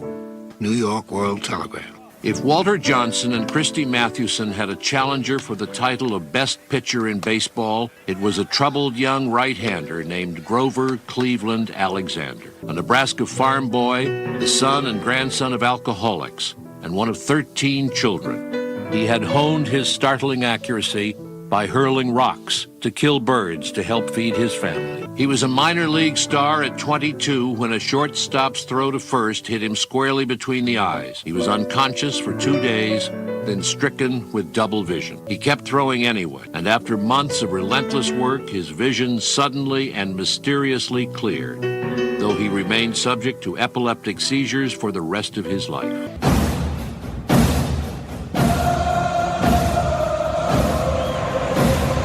Welcome back. First pitch on the way from Spencer Strider is banged on the ground. 4-3 put out. 1 pitch, 1 out. Here to start the fourth. Diamondbacks must be getting hitting tips from Tim Hyer. Do not let him throw a ball. Swing at the damn thing. Pavin Smith will be the batter. Righty-lefty matchup. They set up outside. First pitch on the way. Well outside. 95 misses. It's 1-0.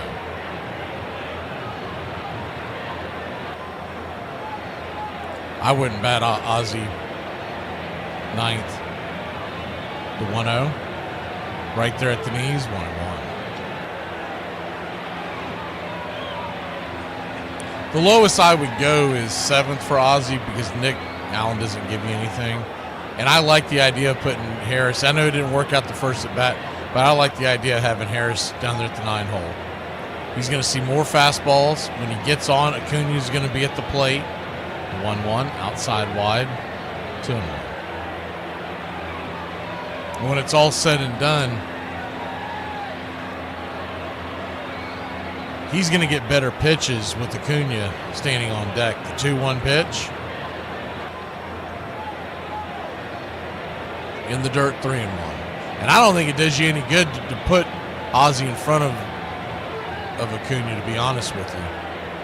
Because he swings so early in counts that him getting fastballs probably won't even happen to 3-1. Down below the knees, ball 4. So Strider walks Pavin Smith, and they've got traffic on the base pass once again. Braves trail 4-0. Still a long way to go in this one. But you got to start getting some quick innings, some quick outs. That'll bring Moreno, the catcher for the Diamondbacks. First pitch is a swing and a miss, a hard swing. He came out of his shoes on that one. It's 0-1. Brewers lead the Reds 2-0 in the fourth. The 0-1. Swing and a miss, curveball. Good pitch again, it's 0-2. I mean, do you throw him anything else? I'd throw him a bender away and see if he chases it. The 0-2 count. Throw this next one just a little further off the plate. See if he'll go out of his zone. Or bust him inside and then go back out there. The 0-2. Curveball, down and in, 1-2. They were set up right down the middle of the plate. I mean, I just think that's a bad choice. He'd swung at 2 pitches well out of the zone coming out of his shoes. You set him back up, and you give him something that, hey, if you hang it, it's going to be a problem. The 1-2 from Strider. They set up inside again. Strider's going to turn around and flip it over to first, keep Smith close by.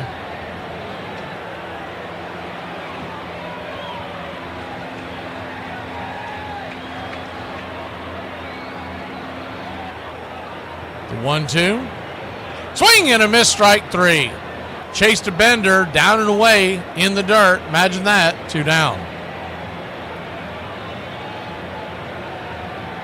Spencer Strider was 4th strikeout of the night.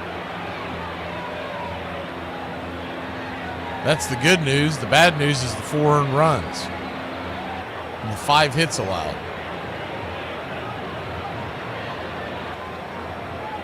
So that'll bring Alec Thomas to the plate. He lifted one deep his first time up. First pitch on the way. Bender in the dirt. 0-1. Or 1-0, excuse me. Standing on deck is Carroll. Let's see him in the 5th inning. 1-0 to Thomas. Batting .253. Swing, fouls it back. 1-1.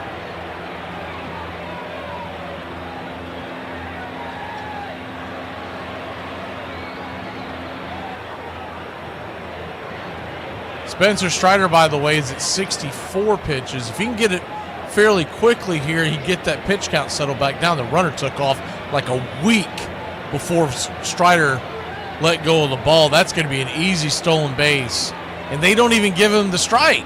He hits the pitch upstairs and dipstick behind the plate. Ben may not be an umpire. My God, that was right down.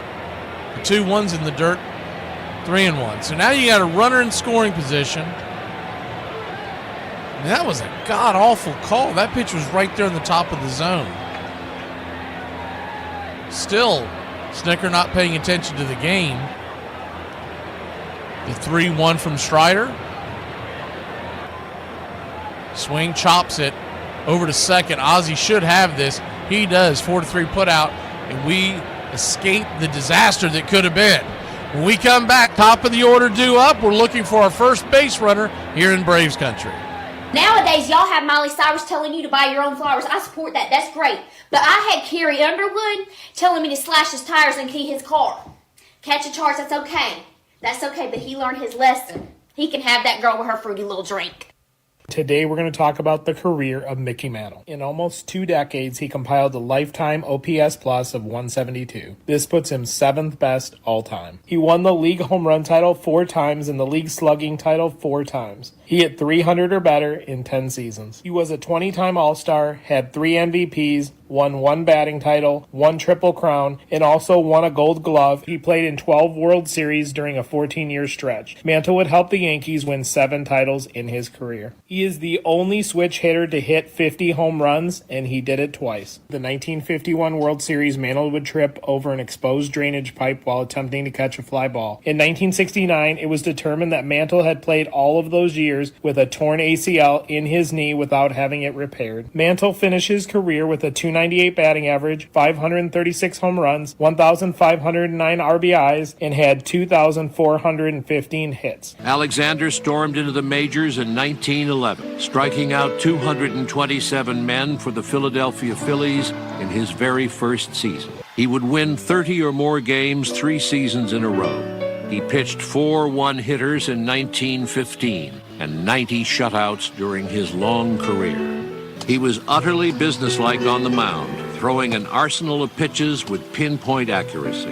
Game after game, he'd pitch in an hour and a half, a teammate recalled. No fussing around, no stalling, no wasted motion. Even the men he struck out so consistently liked him. Between games, he was modest, good-humored, and kept mostly to himself. But then he began to drink.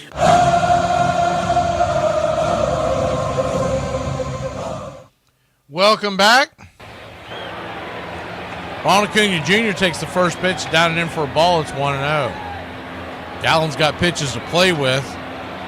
Only 23 pitches through the first 3 innings. The 1-0. Inside, misses, but called for a strike by Ben Maynot. It's 1-1.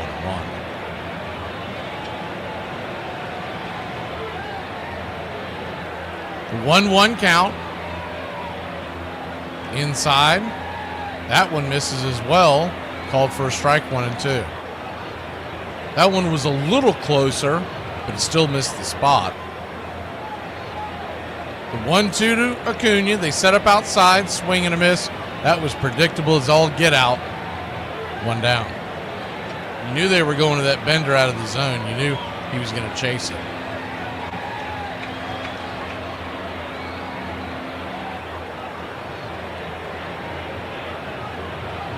One down.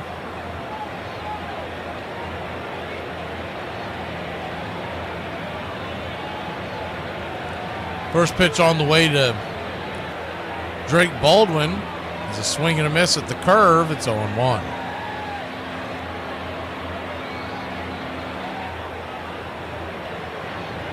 The 0-1. Swing rips it into right field. If it's... She gone! Zip, boom, bam, she's gone. And the Braves are on the board. Let's get it going, Braves country. A solo shot, a hanger, a banger, ding dong. That pitch is dead. His 6th home run of the year. You don't like the Drake? I love the Drake. How could you not like the Drake? Who's the Drake? The Drake is good. 16th RBI, 378 happy feet. And the Braves have scored. And they've gotten their first runner on the base paths. First pitch on the way to Riley is right there for a strike. It's 0-1. The 0-1. Hits it hard on the ground over to Suarez. Suarez has it. Bit of a high throw, but Naylor stays with it. 5-3 put out, 2 down. Braves still not doing much as far as what you would consider professional at bats. Just 8 pitches in this inning, 31 all day. And that'll bring Matt Olson to the plate. I was thinking about this earlier in the day when, with the whole Freddie Gonzalez thing and Tui being sent down, et cetera, as the first pitch on the way. Is up top, Mrs. Heights 1-0. And I'm not arguing that Tui didn't need to go, but I think he's a bit of a scapegoat. 1-0. Fastball right down the pipe. It's 1-1. the idea that Snicker and Heyer can do as bad a job as they've done this year, and it's Tui that gets sent down, I don't know about that. Call me a skeptic, but I just feel like he was just a good old-fashioned scapegoat. The 1-1, swing, slices it back, it's 1-2.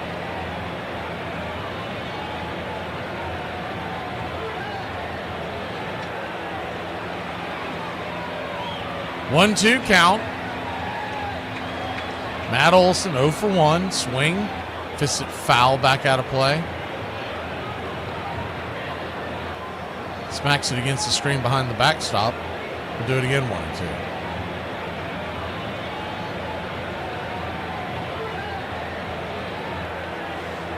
One-two count. Misses high 2-2. Standing on deck is Ozuna. They're showing Suarez, and maybe he banged his wrist. The 2-2, swing, fouls it away. That's on the Bravecast. I haven't seen them focus on it much on the Arizona cast. They're definitely going back and forth and back and forth. The 2-2, down below the knees, full count.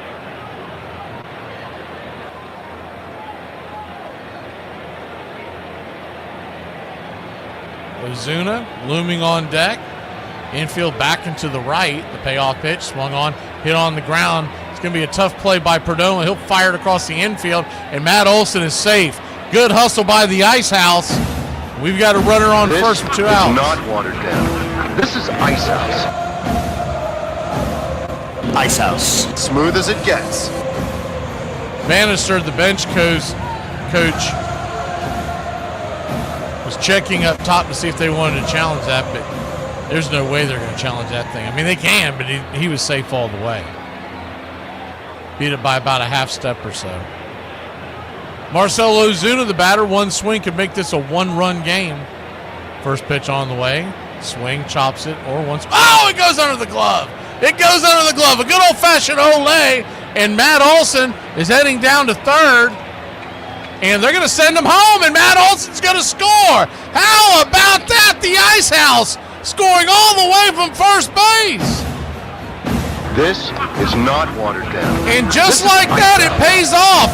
Freddie Gonzalez sends him home, baby. Smooth as it gets. Oh, I love you, Freddie. Exciting times are here again. He read it right. It was a bad throw from the outfield. Like to look at that again as we're going to play the Zeus clip as well. He got the ball hit down the line, but he was sending him all the way.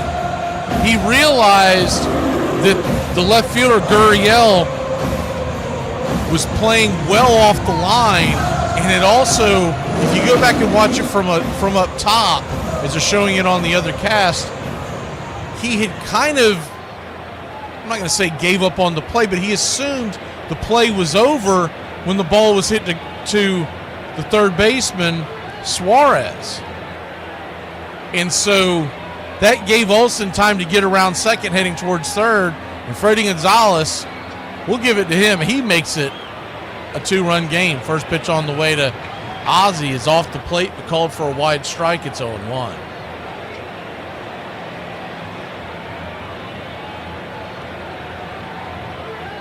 The 0-1. Kicks and fires. 94-mile-an-hour fastball misses inside 1-1.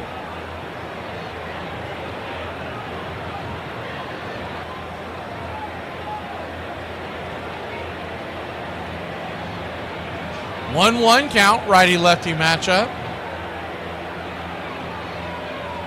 Outside wide. 2-1.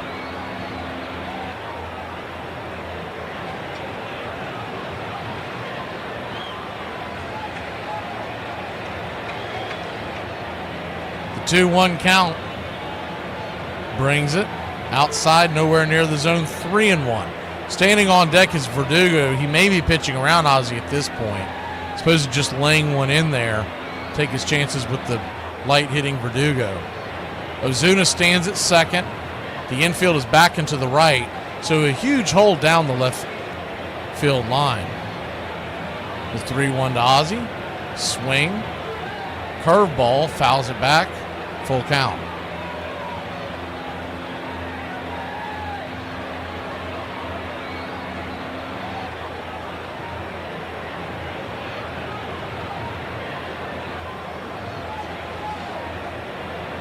Three-two. Runner at second. Here's the payoff pitch. Swing, lifts it into center field. That's down for a base hit. Freddie's sending him. Here comes the throw. They're going to cut it off, and your Atlanta Braves have made this a one-run game. All right, Ozzie Albies. Good hitting, my man. I'm the Wiz. I'm the Wiz. I'm the Wiz. I'm the Wiz, and nobody beats me.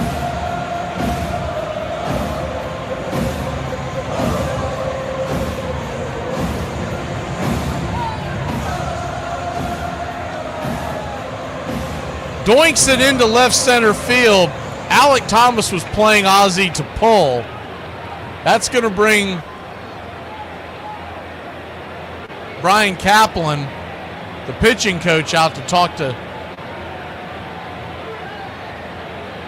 Zach Gallen with Moreno up there on the bump.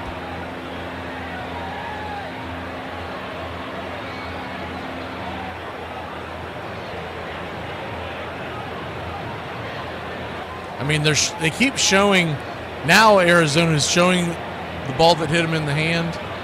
Talking about Suarez, the third baseman, and then the lack of being able to backhand the roasted pitch by Ozuna.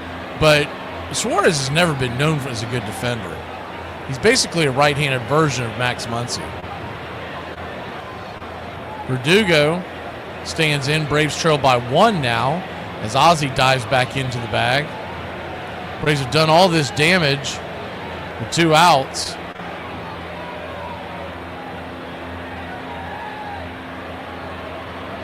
First pitch on the way to Verdugo is 93 off the plate. It's 1-0. Now, I mentioned it earlier, but he literally could be pitching around Verdugo if he gets behind, because Nick Allen stands on deck, and I would think he would want to take his chances with him. But he's not immediately going to go to that. Not with the runner at first and 2 outs. The 1-0. Verdugo, who's 0 for 1. Pitch outside wide, 2-0. He grounded out his first time up, batting .257 on the year.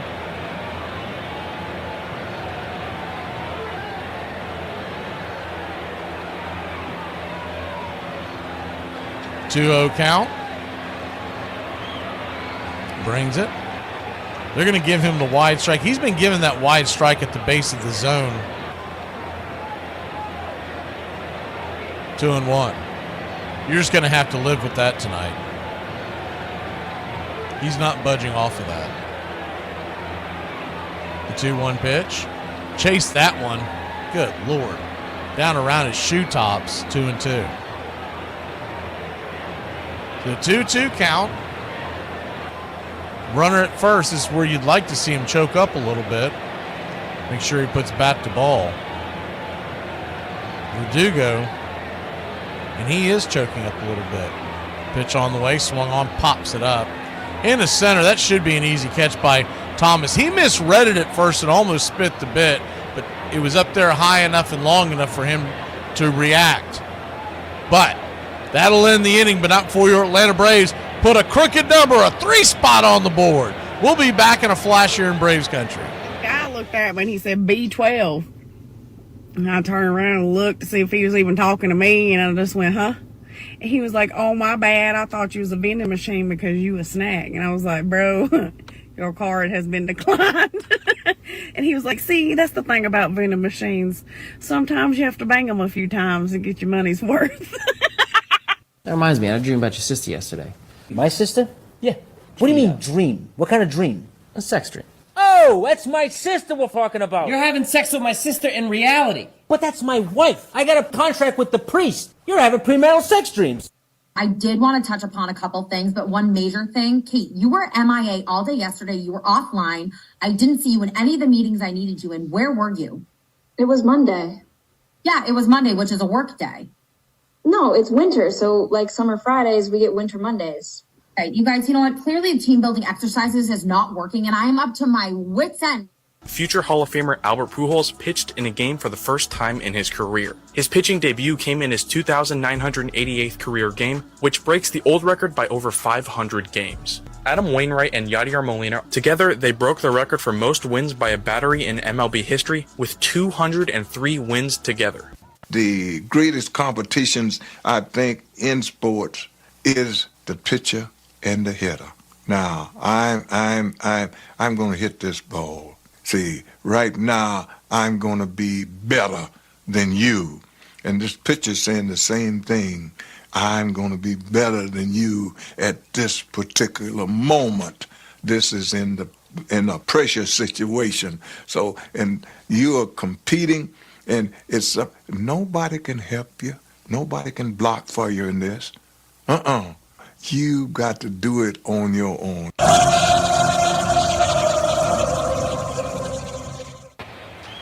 Welcome back. First pitch from Strider is off the plate. He's not getting the call. So the dopey umpiring by Ben May continues. The 1-0 is slammed into the night. And Strider's giving up yet another home run. Corbin Carroll slams his 17th home run of the year. Well into the chop house. 438 feet. And Spencer Strider continues to struggle. Braves have made it a one-run game, now a two-run game. This is the third time through the order, and can they allow that?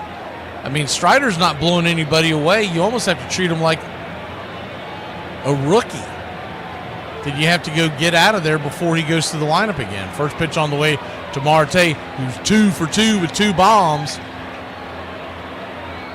And if that doesn't sound familiar, someone almost about ready to hit 3 home runs versus the Braves with an Arizona jersey on. The 1-0's in the dirt, 2-0.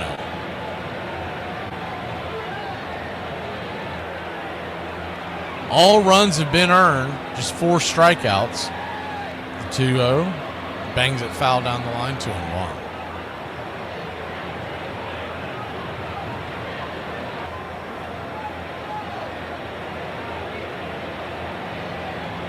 The 2-1 count. In the dirt, 3-1. Last time he was up, they got behind 3-0, and they laid a fastball in there like a T-ball, and he slammed it down his throat.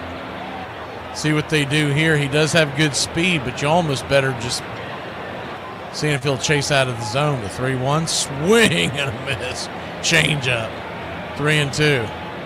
That was a nifty pitch considering they were sitting dead red. He was thinking fastball again. Full count. The payoff pitch. Down and in, ball 4. Didn't chase that slider down around his knees. So 1 on, nobody out. 1 run in to start the 5th.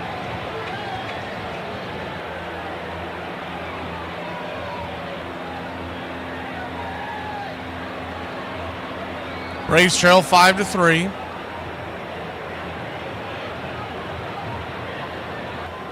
That'll bring Perdomo to the plate. Perdomo takes the first pitch, 94 at the knees on the outer edge. It's 0-1.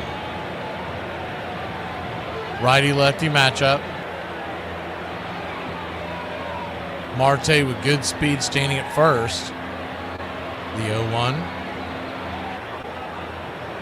Brings it. Swing, fouls it back. 95 up top. 0-2. What you're going to get with people on social media that don't know the game, the first thing they're going to be pointing to is that Strider's velocity is around 95 miles an hour this game. Is the 0-2 outside wide 1-2. It's not the velocity, it is his control. 95 miles an hour, if you place that correctly, it's more than enough to get a guy out. But when you're throwing any pitch, I don't care if it's 100, when you throw it right down Main Street enough, MLB hitters will eventually tee you up. Ben May making about 45 different gestures, not sure what he's doing, but there is a timeout by Perdomo as he gets back into the plate.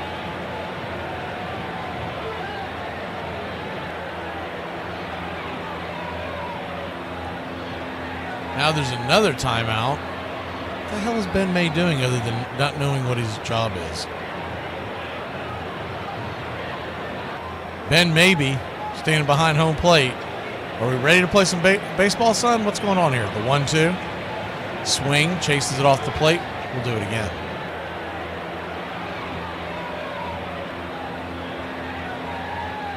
Runner at first, still nobody out.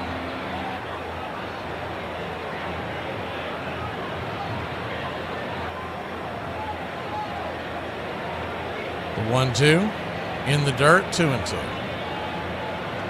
Good block by Baldwin to keep the runner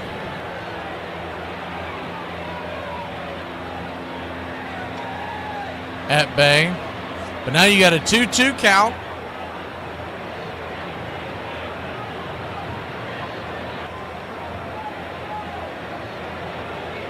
Pitch, swing, ripped it over to first. Olsen's got it, and now they've got the runner in a pickle between first and second. Olsen's going to tag him out, so it's going to be a G3 and then a put out by Olsen, an unassisted double play, 2 down.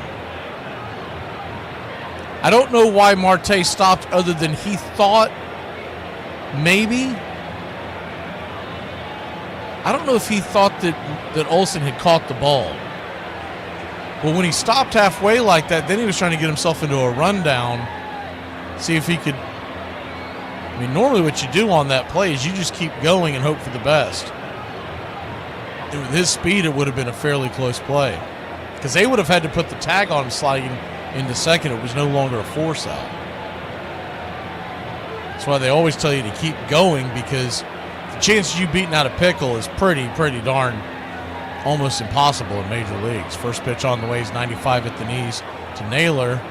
It's 0-1. That kind of play right there might be something that could get Strider turned around in this game.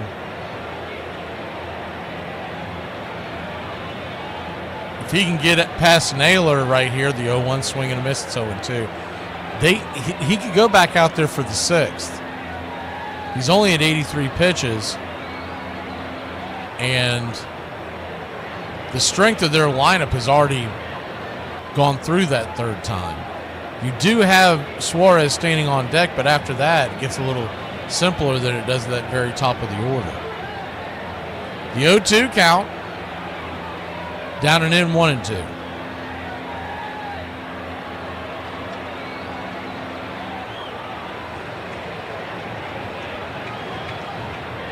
The 1-2.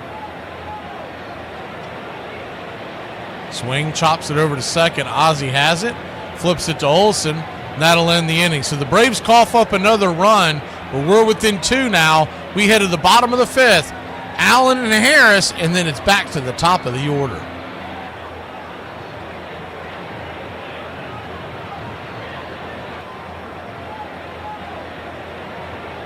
When people say they don't like me, I put Y'all on... be flirting with me on every app, except for Cash App. So it says here you're fast with math? Extremely. That's impressive. What's 31 times 17? 47. It's not even close, but it was fast. My trolls out there wondering if I am a man dressed as a woman. If you gotta question it, I'm gonna say it's a natural woman, because have you seen the surgeries nowadays? Oh my God, God. I ain't gonna lie, y'all. Going out drinking is not the same fun activity that it used to be. I'll be waking up in critical condition. Say the weird thing. People are desperately seeking realness. You have never once heard the Monster Mash. You've heard a song that they call the Monster Mash, but you've never once heard the real song, the Monster Mash. The Monster Mash that we know is describing a party, but you never actually hear the Monster Mash they're describing itself. Before I work on myself, does anyone like me insane? But now the pressure on Maris intensified. Would he break Ruth's record? Reporters asked again and again. How the hell do I know? He answered. I don't want to be Babe Ruth. He wasn't Babe Ruth. And Yankee fans never let him forget it. Even the front office tried to change the lineup to favor the more popular Mantle. Under the relentless strain, Maris's hair began to fall out in clumps. Always taciturn, he now kept silent, refusing most interviews, keeping to himself. Through it all, Maris kept hitting, and in mid-September, Mantle's injuries finally forced him out of the race with 54 home runs.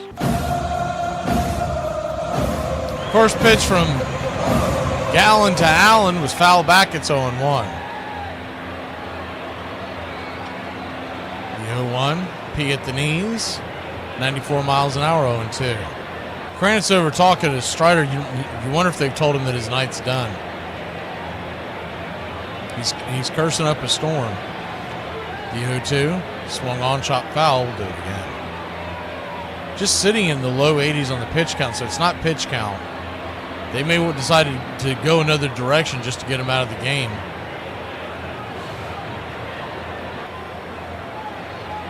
Remains to be seen. The 0-2 to Allen. Chase one underneath the plate. Strikeout. One away. Man, does this team need a shortstop that can hit? Could rinse and repeat that statement for the last several years, but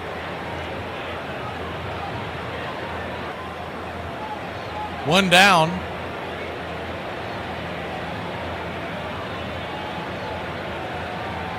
Michael Harris the second. First pitch swinging again. First pitch banging on the ground again. First pitch out again. 2 away. He is just, you talk about a waste of money. That Michael Harris contract is a huge waste of money. Plays good defense, but that's not what they paid him all that money for. They thought he was defense and bat. He's just gloved. Ron Acuna Jr., the batter, batting .306, 3 home runs. First pitch on the way. Good knuckle curve at the knees. It's 0-1. Braves put 3 on the board last inning, now trail by 2. The 0-1 in the dirt, 1-1. Swipe left says you want to trade for Dansby. You might want to look up his stats and his contract before you say stuff like that. He's a disaster. 1-1 count. Kicks and fires. Swing, rips it into left field. That's down for a base hit. And Acuna on with 2 outs. See if we can get something going here. Bravo! Bravo.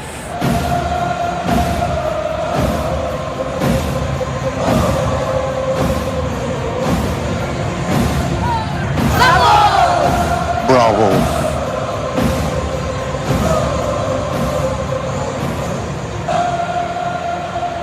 Good piece of hitting there by Acuna.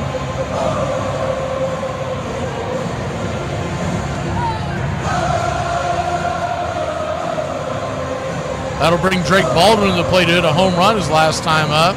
First pitch swinging at the changeup. It's 0-1.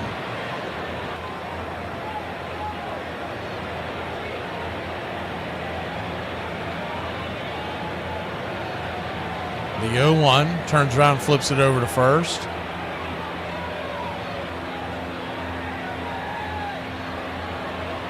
Baldwin with the solo shot his last time up. That got the scoring going in the last inning. The 0-1 swing, hits it over the ground. It's going to be an easy ground out to first. That'll end the inning. Reached for that one. It was off the edge, and he tried to pull it. Braves trail by 2. We head to 6 here in game number 1 of the Arizona series. How'd you like to go out for dinner on Friday? Just you and me. Why? Because you're my wife. I was your wife last Friday and we didn't go to dinner. Mary, I'm asking you on a date. Okay. Is that a yes? Sure. All right, then.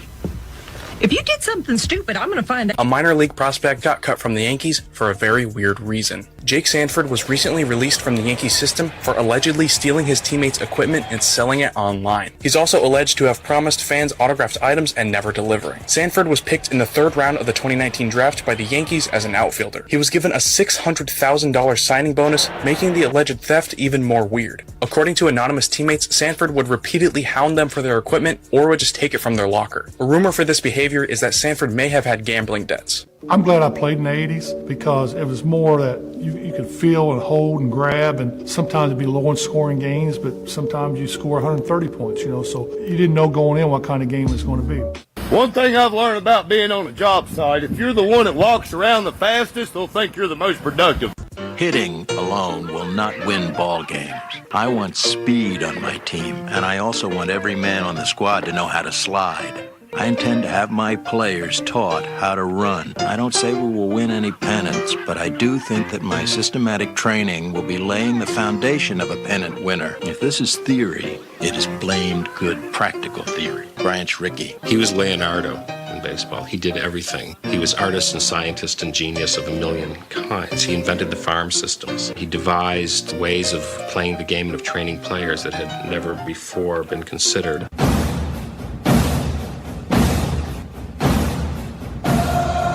Yep, they gave up on Strider. They said, go back to the drawing board. Daniel De Los Santos will be coming on here in the 6th inning. First pitch on the way is down and away. It's 1-0. If you're ranking Strider right now in the starting rotation, I mean, he's basically our number 5 at this point. The 1-0 misses inside 2-0. Elder's not perfect, but he gets you innings. 5 innings. 85 pitches, just 52 strikes. The 2-0, nowhere near the zone 3-0. So De Los Santos, he might be shell-shocked from seeing the 4 home runs hit by Suarez out in the first series in Arizona. The 3-0, swing, rips it into left. Making the sliding catch is Alex Verdugo. Good defensive play by Dr. Doogie. He doesn't get many hits nowadays. Let's go ahead and play his clip. What's going on? Blood pressure's coming up. The pulse is getting stronger. Get the OR ready. We've got a live one going and we want him to stay that way. Good catch by Doogie. 1 down. First pitch on the way to Gurriel. 97 on the outer edge. It's 0-1. Strider with just 4 strikeouts tonight. 5 earned runs, 2 walks, 6 hits. The 0-1. Down and away, 1-1.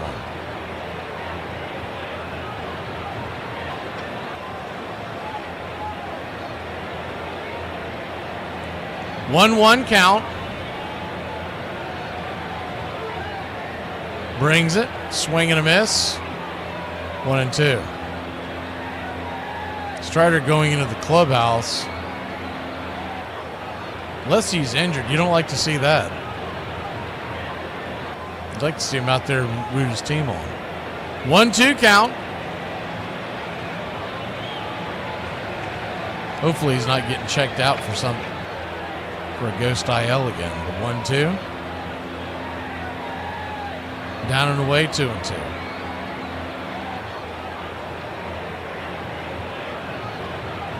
Two count.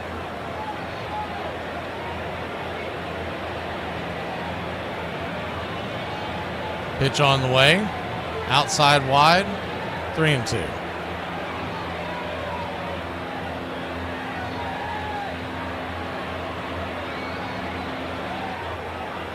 Full count to Gurriel. They set up on the outer edge. Here's the payoff pitch. Swing, that ball slapped into right field. Down for a base hit. And there's 1 on, 1 out.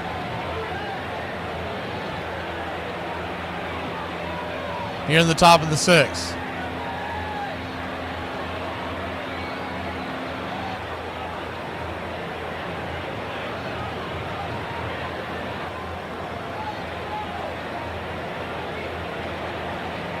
The runner at first, one out, double play depth for the Braves defense, back into the right. Pavin Smith, the batter, the number 7 hole. First pitch on the way. Right there at the knees, inside, should have been a strike, but Ben Baby misses the call again. It's 1-0. One of the lowest rated umpires in baseball, the 1-0. Right down the pipe. Hey, there you go. Good call there, Benny. It's 1-1.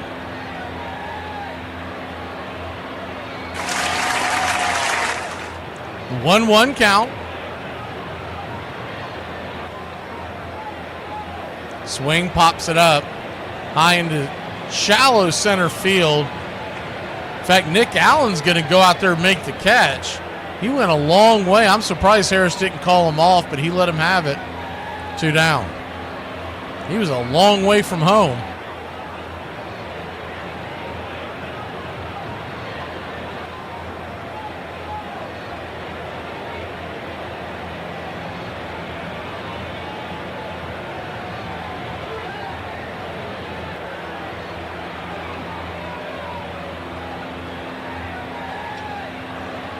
First pitch on the way, 97 right down the pipe, it's 0-1.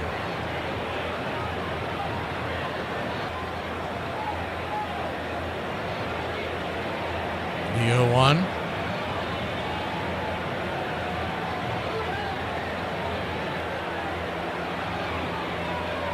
Going to flip it over to first. Gurriel. They're going to call a balk on De Los Santos. They're going to say that he offered towards home plate. Have to see a replay of this. Well, they're going to give us a bad look.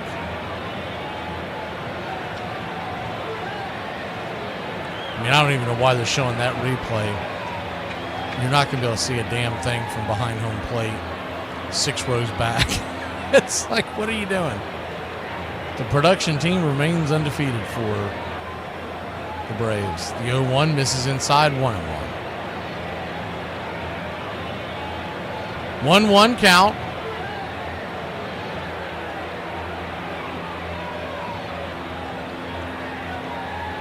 It's like trying to figure out if a guy scored a touchdown, you're going to show you the view from the blimp. The 1-1, swing and a miss, 1-2. Braves trail by 2, but there's a runner in scoring position. There are 2 outs.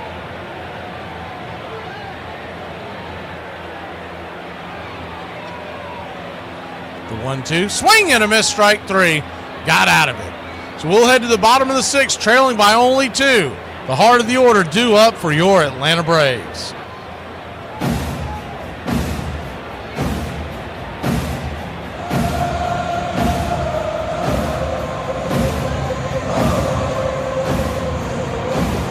When people say they don't like me, I put on glasses to see if I give a and I don't. So Dale Murphy bats. He ripped a double to right center his first time. 2-1 Atlanta in the 3rd inning. Deep right field for Murphy. Strawberry has gone as far as he can go, and it's out of here. Dale Murphy. Murphy at first. Murphy drives it. Deep left field. You can kiss this one goodbye. How far will it go? Murphy is at 2 today. 11-1 now, and there won't be 37,000 fans here when this inning is over. Why do you call petrol gas when it is literally a liquid? So you don't like us calling petrol gas, huh? Remind me again, what do you guys call cigarettes? Wait, in the Brits' defense, yeah? I've got nothing. In America, you would say, I'm going to smoke a cigarette. If, what we would say in the UK, I'm going to smoke, if you said that in America, woo! Chill out, America.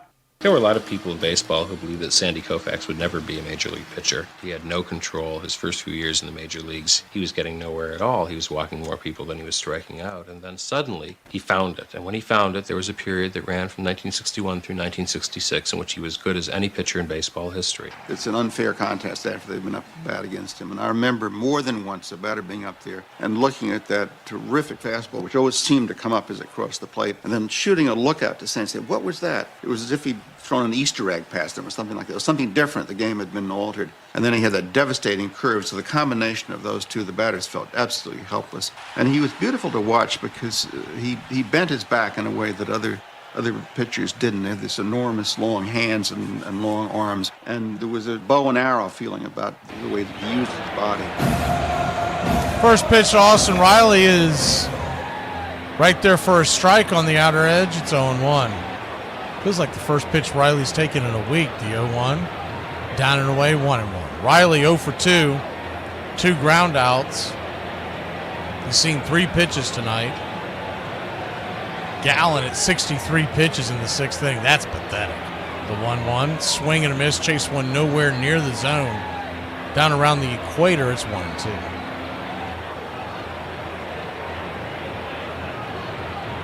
1-2 count. He should be around 75 pitches starting the 6th. He was at 61. The 1-2. High and deep down the right field line. Plenty foul. We'll do it again. 1-2 to Riley.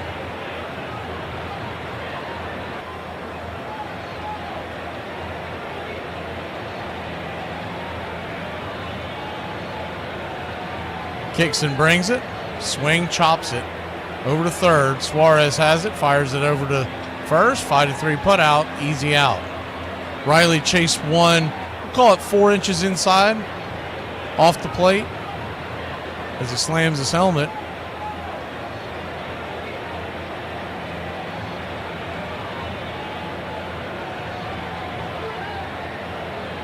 Matt Olson, the batter. He's 1 for 2. I can't believe he swung at that pitch. I mean, just looking at that over and over again as they're showing the replay. It's a 4-seam fastball foul back out of play. It's 0-1. That pitch is nowhere near the zone. Damn near hit him. He had to step back to swing at it. The 0-1 to Olson. Inside 94. Looked like it hit the top of the zone. Didn't get the call. 1-1. Olson came around to score from first on a double by Ozuna. Well, not a double, but a 2-bagger by Ozuna. They registered it as an error. So 2-1 in the dirt. 3-1. Freddie Gonzalez being very aggressive and sent him. He was waving the arms when Olson was about, we'll say, 10 feet past second base. He was letting him know, just keep chugging. 3-1. Knuckle curve at the knees. Full count. Full count to Olson. Ozuna on deck. The payoff pitch. Down below the knees, ball 4. He'll head on down to first. I'm surprised Ben maybe didn't call that a strike. He's been calling trash like that a strike all night long. But we'll get him down to first. And here comes Marcell Ozuna. Maybe he will get a hit this time. Maybe he can hit one over the wall. Tie this puppy up. Tying run coming to the plate. Olson better strap on his track shoes in case Freddie decides to send him again. First pitch on the way. 81 below the knees. Called for a strike. It's 0-1. Been doing it all night, so you pretty much have to adjust to the fact that he's giving the low strike. The 0-1. Inside. 1-1. Good take by Ozuna. That was about where Riley swung at the last ground ball. 1-1 count.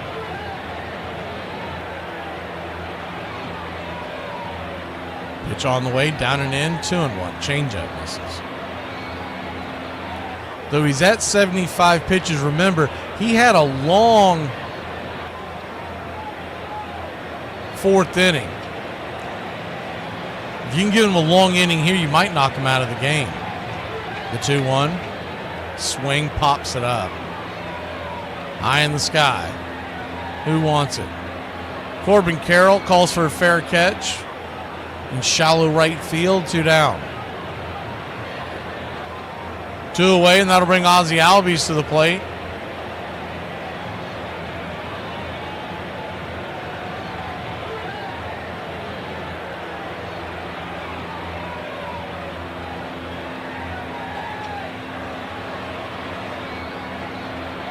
2 down. First pitch on the way, swung on, chopped foul down the line. It's 0-1. Yeah, Ryan, Ozuna's been hurting for about 3 or 4 weeks now. Just one of those minor injuries he's going to have to work through. Since he doesn't play defense, it's not as crippling as it may sound. The 0-1. Chase one nowhere near. I mean, good Lord Ozzie. That pitch was below water. It's 0-2. He jumped off the boat trying to chase that thing. No 2 count.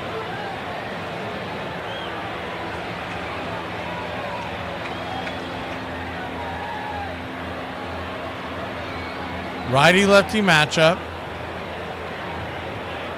Pitch on the way, down and away, 1-2.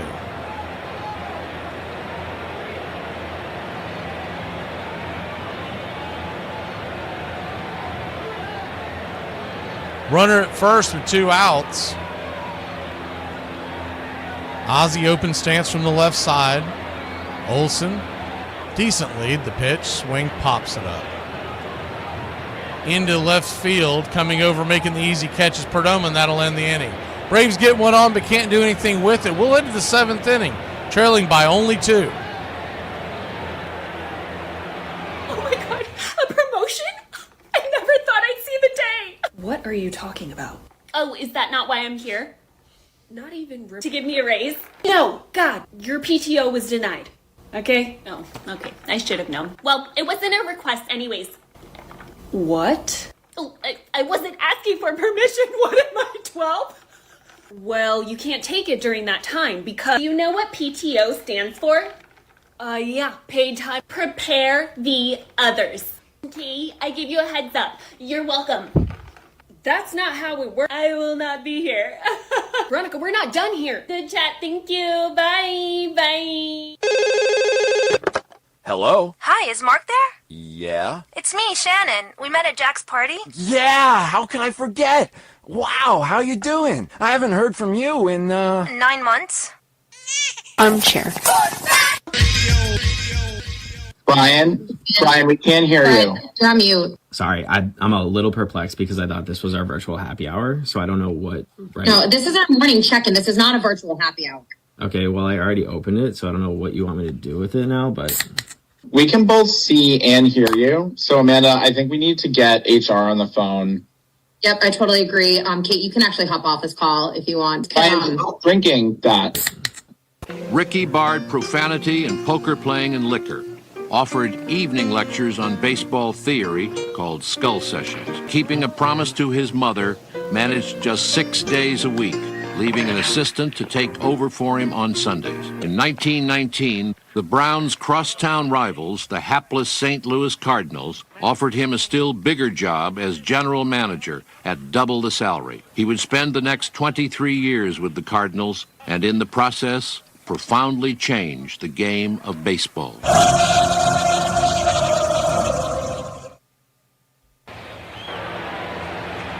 Pierce Johnson comes in to spell the 7th inning. Braves trying to keep it right where it's at, a 2-run deficit. Alec Thomas, the batter, first pitch on the way is a curveball. Letter high for a strike, it's 0-1. The 0-1. Brings it. Swing and a miss. It's 0-2.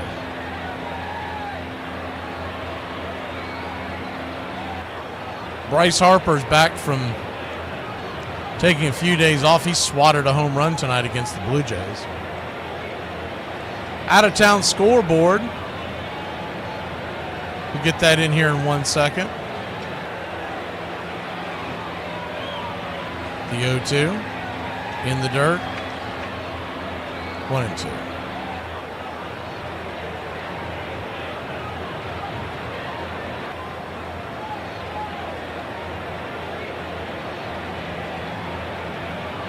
Rockies lead the Marlins 3-2 in the 9th. 1-2 count. Swing, chops it foul down the first base line. We'll do it again. Goodman hit another home run tonight for Colorado. get 2 last night.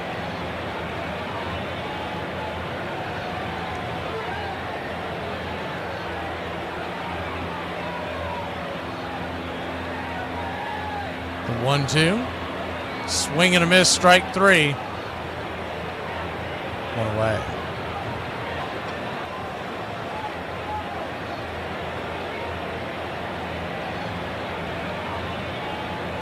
Astros lead the Pirates 3-0. That was McCullers versus Skeens tonight. Cubs 8-3 over the Nats in the 7th. Guardians and Yanks, they're tied at 1 in the 7th.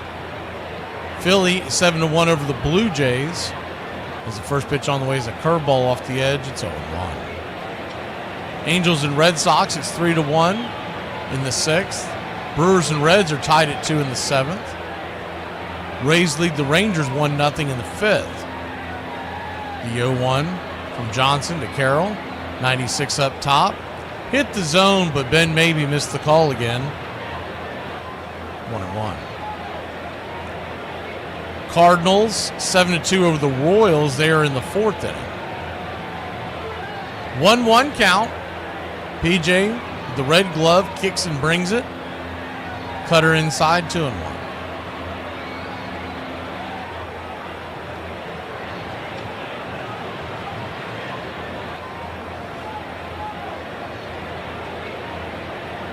The 2-1.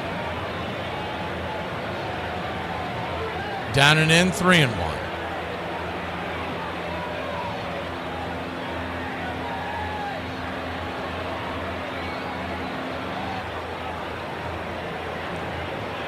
Pierce Johnson asked for a new ball.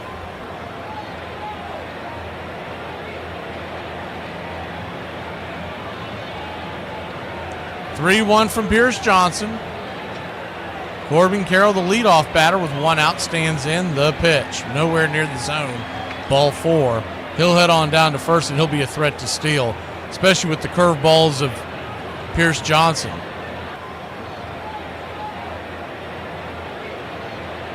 Tigers and White Sox are scoreless in the 4th. Later on tonight, you got the Orioles and Mariners. 9:40 first pitch. Padres are at the Giants at 9:45. Twins are at the A's at 10:05, and the Mets are in Dodgers at 10:10. If you got TBS, they are on there tonight. We're going to throw the ball over to first to keep Corbin Carroll close by. He was well under the tag. Pretty good move by PJ, though.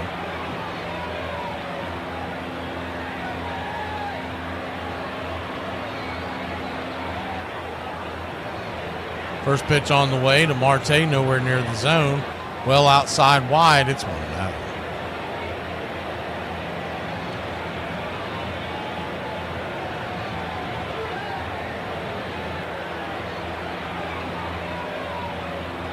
The 1-0. Outside wide. Well outside wide, 2-0.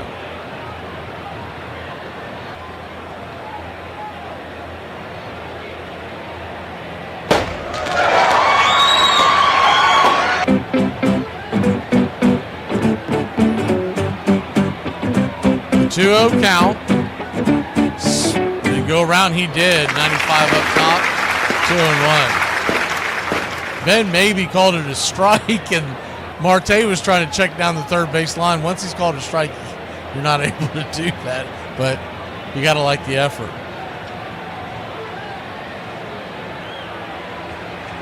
They're going to flip it over to first to keep Corbin Carroll close by. Welcome to the Country Club, Michael, via Helion.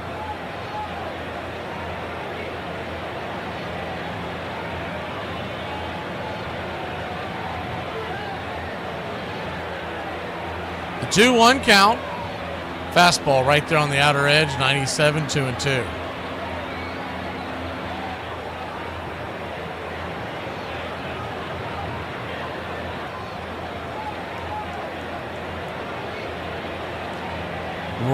Goat says the Royals have called up a Gator.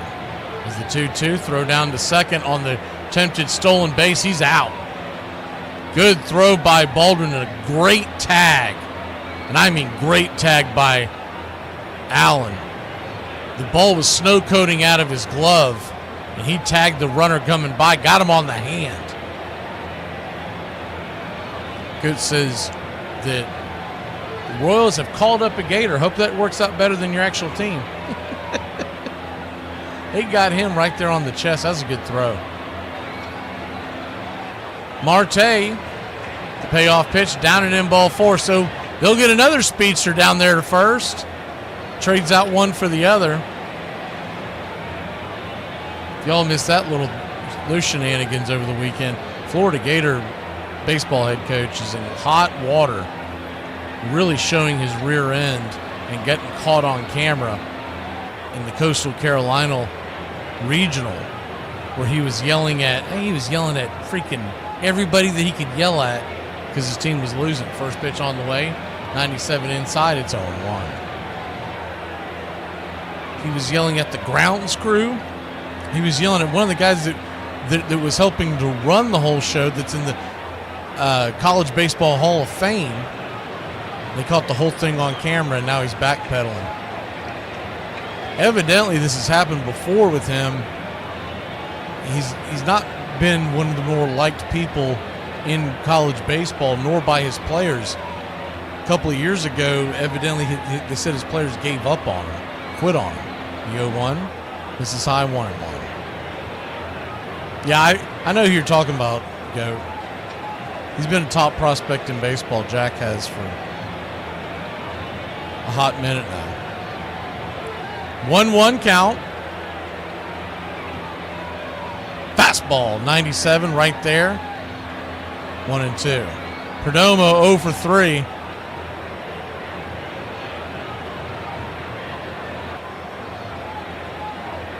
The 1-2.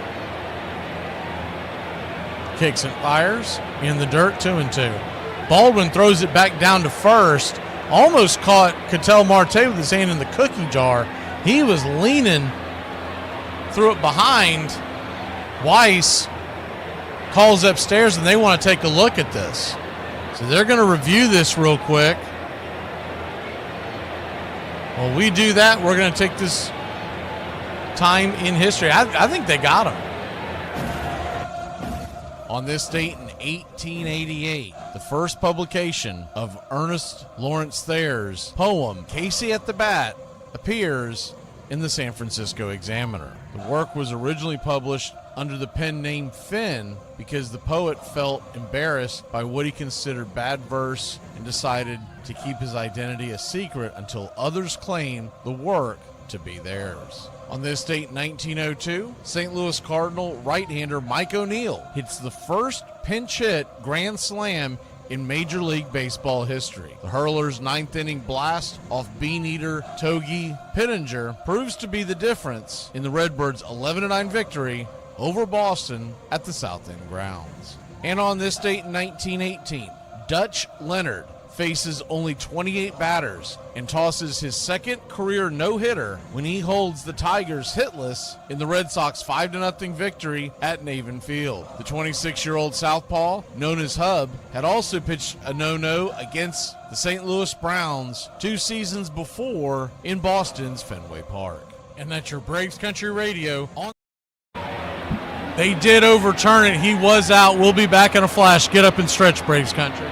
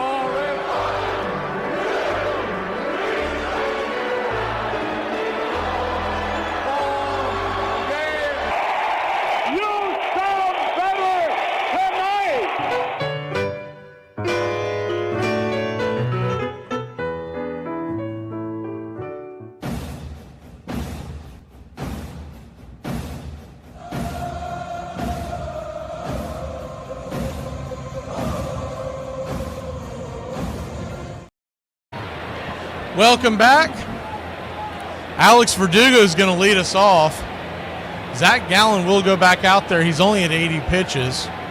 First pitch on the way is up top for a ball. It's 1-0. Righty-lefty matchup, the 1-0. Outside wide, 2-0. If you wonder why they're pushing the envelope with Gallen, other than the low pitch count, but also, if you missed the pregame show, Arizona's got the second worst bullpen in the National League, the 2-0. Right there at the knees, 2-1. Fifth worst overall. So they want him to eat as many innings as they can, and they're finally getting a good outing from him. The 2-1 count, swing and a miss, chase the changeup down and in, 2-2.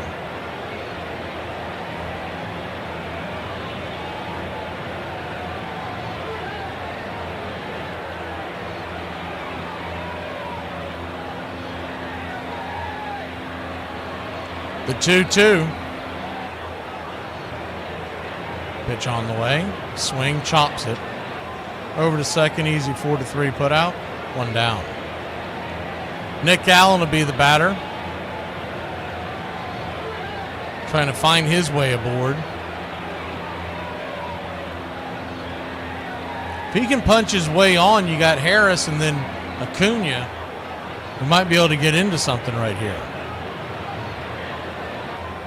Righty-righty matchup. The first pitch on the way to Allen. Swing and a miss. Knuckle curve. He has not picked up that pitch all night long. It's 0-1. I mean, he has been dusted on that pitch. 2 strikeouts, and that's the pitch they've gone to. The 0-1 chops that knuckle curve foul. It's 0-2. I think they have a strong belief he's not going to be able to get a base hit on that pitch, and they just keep feeding it to him. 0-2 count. Doesn't have to hit it far, just get on base. The 0-2. Can you go around? Did they say he chased? I think they did. Yep, knuckle curve. 3 knuckle curve. He has faced 6 knuckle curves in a row. 3 strikeouts on the night, 2 down. I don't know what the answer they could possibly have at shortstop, but they're looking for any kind of an answer. Harris will come to the plate. He's only seen 2 pitches all night. First pitch on the way, he drops a bunt down the line. That's going to be an easy throw out. He's seen 3 pitches. 3 pitches, 3 outs. And Zach Gallen's at 88 pitches total. Wow. We'll be back in a flash. Braves offense, non-existent. Brian, could you do me a favor and pull up your calendar so we can see a time that would work best for everybody? Yeah, I'm pretty booked next week. Okay, well, I am too. So, but I do have some time between 9 and 10 on Tuesday, and then I can actually do Wednesday between 12 and 3, if that. Brian, is this your personal calendar or your work calendar? Well, it's my work calendar, but there's some... Do you have a pre-planned excuse for running late on Monday? The excuse was traffic and we work from home, so I don't... Amanda, you said 12 to 3 on Wednesday. I have an opening at 2. So 2 p.m. I have nap time, but I guess I could push that back. That's definitely not a priority for the workday. So 2 o'clock on Wednesday, we'll pencil that in. I actually have nap time then, too. Tony Gwynn had more 4-hit games in his career than he did multi-strikeout games. The Detroit Tigers are undefeated in games where they play a guy in all 9 positions in 1 game. Despite not missing a game for almost 17 years, Cal Ripken Jr. never played in 162 games more than 3 seasons in a row. The 2017 season was the first MLB season since 1886 that didn't feature either Connie Mack or Vin Scully. The New York Yankees have more World Series championships than seasons below 500. Cincinnati Reds center fielder Cesar Geronimo was a 3,000 strikeout victim of both Nolan Ryan and Bob Gibson. Joe DiMaggio only had 8 more strikeouts than he did home runs in his career. In the last 105 years, the Chicago White Sox have won just 3 playoff series, all of which came in 2005. Andres Galarraga had more stolen bases in his career than Roberto Clemente. Armchair. In the locker room before the 154th game of the season, with the Yankees only 1 win away from the pennant, and Maris 2 home runs short of Babe Ruth's record, he broke down. His manager, Ralph Houck, consoled him in his office. If I can help win the game with a bunt, he asked, would you mind if I bunted? It wouldn't make me look bad, would it? Houck replied, no, it would make you a bigger man than ever.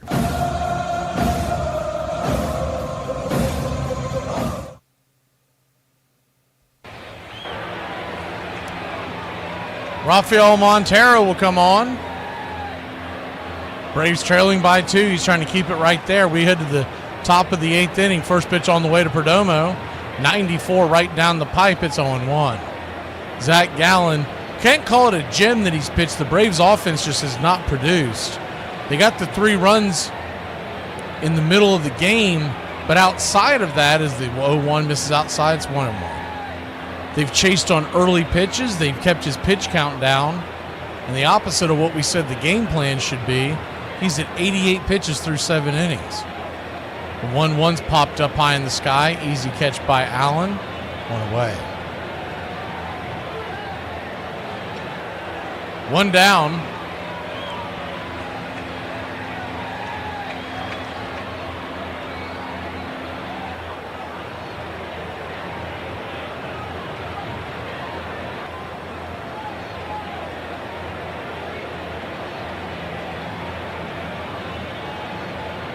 Josh Naylor, the cleanup hitter, comes to the plate. 87-mile-an-hour splitter is well off the plate. It's 1-0. There's not even movement realistically in the Arizona bullpen. A couple of guys getting up and kind of moving around, but no one's really. The 1-0 slammed down the right field line. Is it fair? Bounces off the wall. Acuna's got it. I believe they're calling that a foul ball. Couldn't see it as it disappeared into the corner. Take another look here. Yeah, it's plenty foul. Not sure what Acuna was complaining about. The ball was plenty foul. He's pointing to someone in there. I think he's giving Ozzie a hard time. It's hard to tell.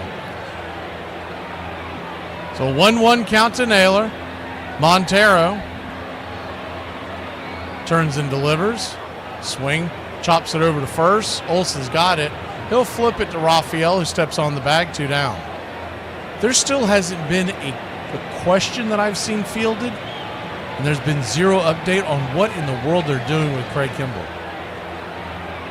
When they ask people in the Braves media about it, they're quiet as a church mouse. I don't understand it. You would think at some point you'd at least get some kind of update on why he's not up here yet. Suarez coming to the plate.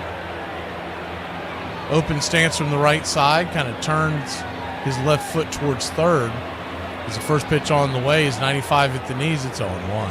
As the pitch is delivered, he kind of closes up his stance. The 0-1. Kicks and fires. Down and away. 1-1. Kind of like Anthony Rizzo, but from the right side. 1-1 count.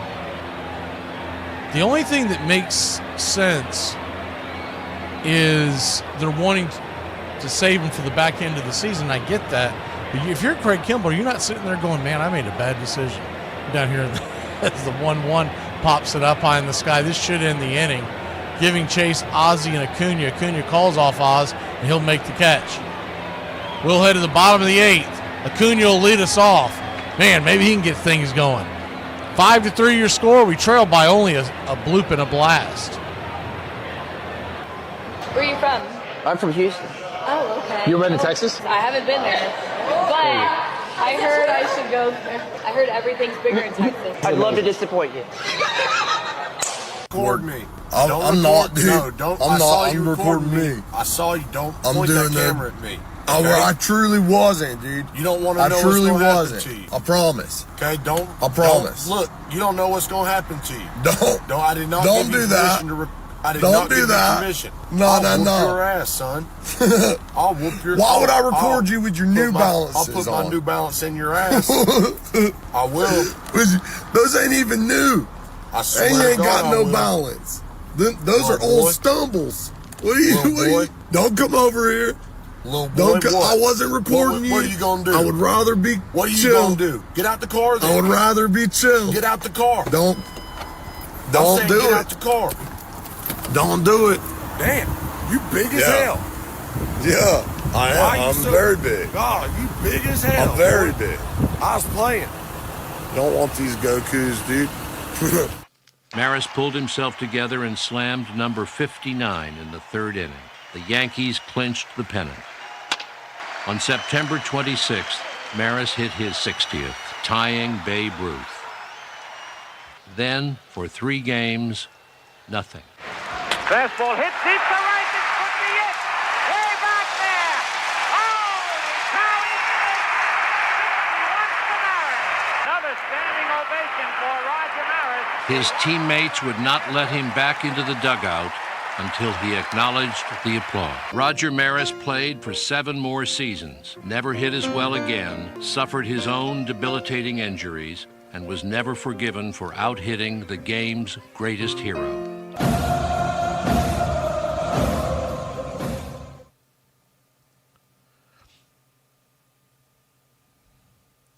Welcome back. Ron Acuna Jr. leads us off. They will go to the bullpen. Shelby Miller fires a 4-seam fastball right there on the outer edge. It's 0-1. Man, it's a flashback. You get Shelby Miller pitching in a Braves game and Freddie Gonzalez managing in it. The 0-1. Check swing down the line. It's 0-2.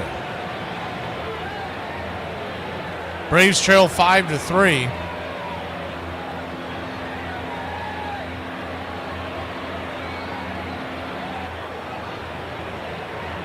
Acuna, Drake Baldwin, and Riley do up the 0-2. That ball's going to get roasted up the middle. That's through for a base hit.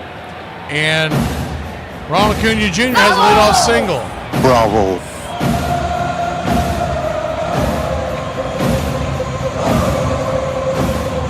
Hard hit ball. Bravo.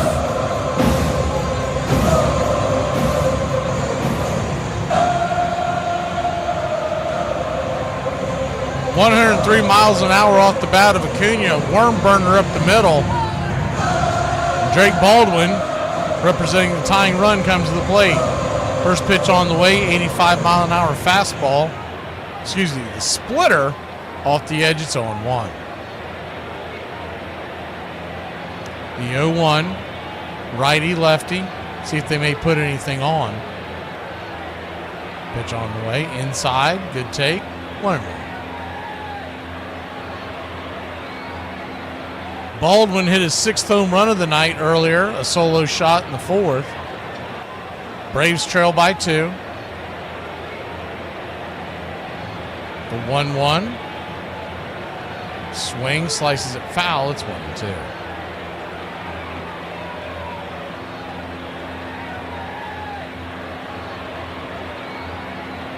One-two count.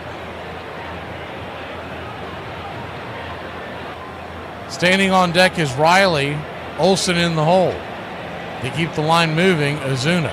The 1-2 chops it over towards second. They're going to get Acuna on the force out at second base. Baldwin's going to be safe at first on the fielder's choice. 1 away.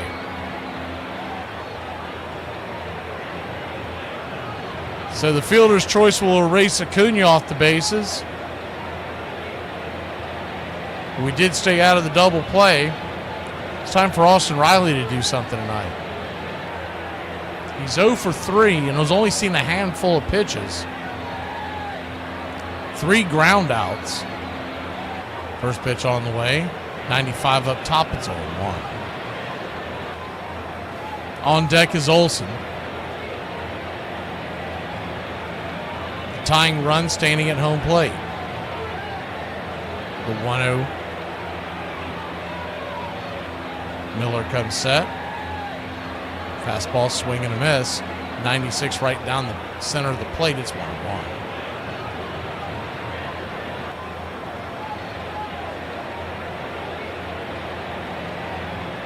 The 1-1 count. Inside, almost clips him. Man, the way he's been seeing the ball tonight, he should have leaned into that one. It's 2-1.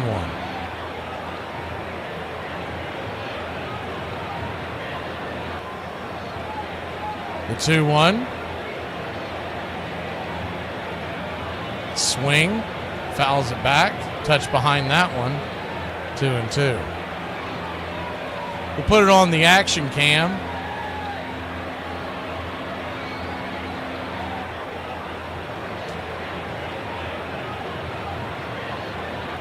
Infield double play depth, pretty straight up, a little bit to the left, the 2-2. Swing, fouls that one back, we'll do it again. Man, if he can line that up, that pitch right there, he just got underneath that.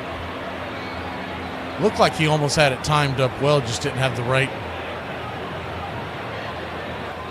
just underneath it. The 2-2. Pitch, swing, roasted through the hole. That's going to get through for a base hit. We got runners on first and second, one out. My boy, Blue! Blue, you're my boy! 103 miles an hour off the bat of Riley. Worm burner through the 5-6 hole. Almost the exact same.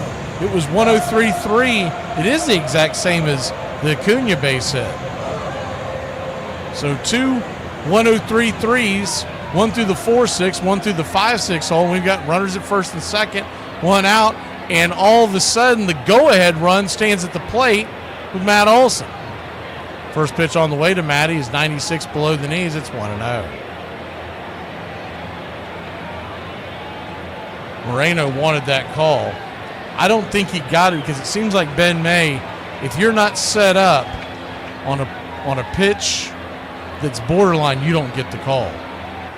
1-0. Swing. Fouls it back. It's 1-1. They've got the double play set up, so he's got to be careful for the splitter from Biller not to roll that over. The infield back into the right, but in double play depth. The 1-1. Down below the knees, but called for a strike. It's 1-2. He's been calling that all night long. If he shoots that to the left side, there's a huge hole over there. It's going to be very difficult for the third baseman, Suarez, to make a play. The 1-2. Swing, slaps it foul. We'll do it again. Fastball on the outer edge.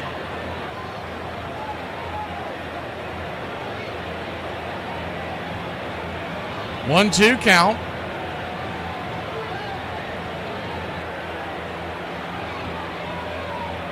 They're not likely to do it, but if you put a play on right now, those infielders will be scurrying everywhere. The 1-2, outside wide 2-2. Especially over at third, you would open up an enormous hole between second and third. Suarez would have to go cover the base or just give it up. The 2-2 to Olson. Swing and a miss. Strike 3. Chase the splitter well out of the zone, down and in, 2 away. That was the pitch I was referring to. They were going to get him to try to roll over on that. Instead, he just missed it altogether. So that'll bring Marcell Ozuna to the plate. Maybe he can crack through. Tying run at first. And a good base runner in Austin Riley. So if one gets down in the gap, I think Freddie will send him. First pitch on the way to Ozuna. Swing, fouls it back. Sweeper off the edge, it's 0-1.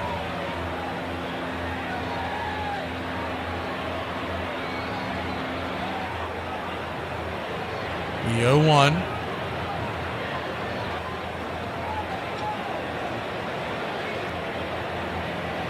Miller comes, set and brings it. Swing and a miss, 96 right down the pipe, it's 0-2.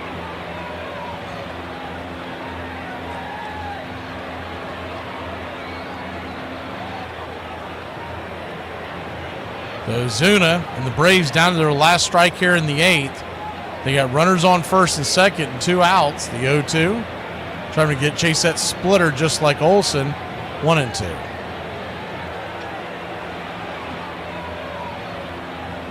Miller sitting at 22 pitches.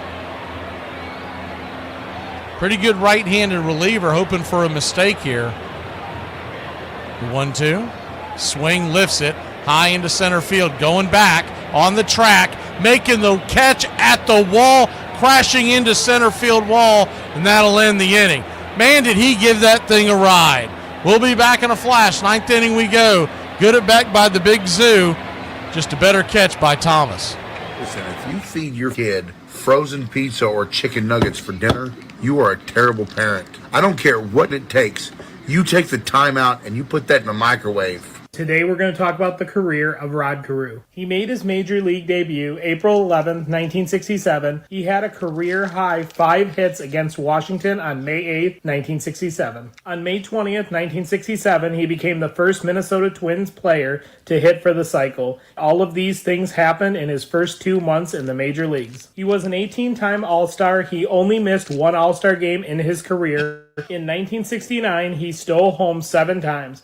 Only Ty Cobb has stolen home more in 1 season. He hit 300 or better from 1969 to 1983. He never struck out 100 times in a season. He won 7 batting titles in his career and 4 straight from 1972 to 1975. He would miss out on a 5th straight batting title by .002. He led the American League in hits 3 times in his career. Over his 19-year career, he batted .328, had 3,053 hits, scored 1,424 runs, stole 353 bases, and had a .393 on-base percentage. He also won an MVP award in 1977. He was elected to the Baseball Hall of Fame in 1991 with 90.5% of the vote. America's entry into World War I was very near in the spring of 1917.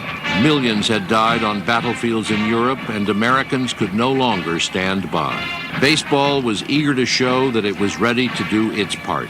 Van Johnson ordered teams to learn close order drill, and the Washington Senators showed off their marching skill, led by the athletic young Assistant Secretary of the Navy, Franklin Delano Roosevelt.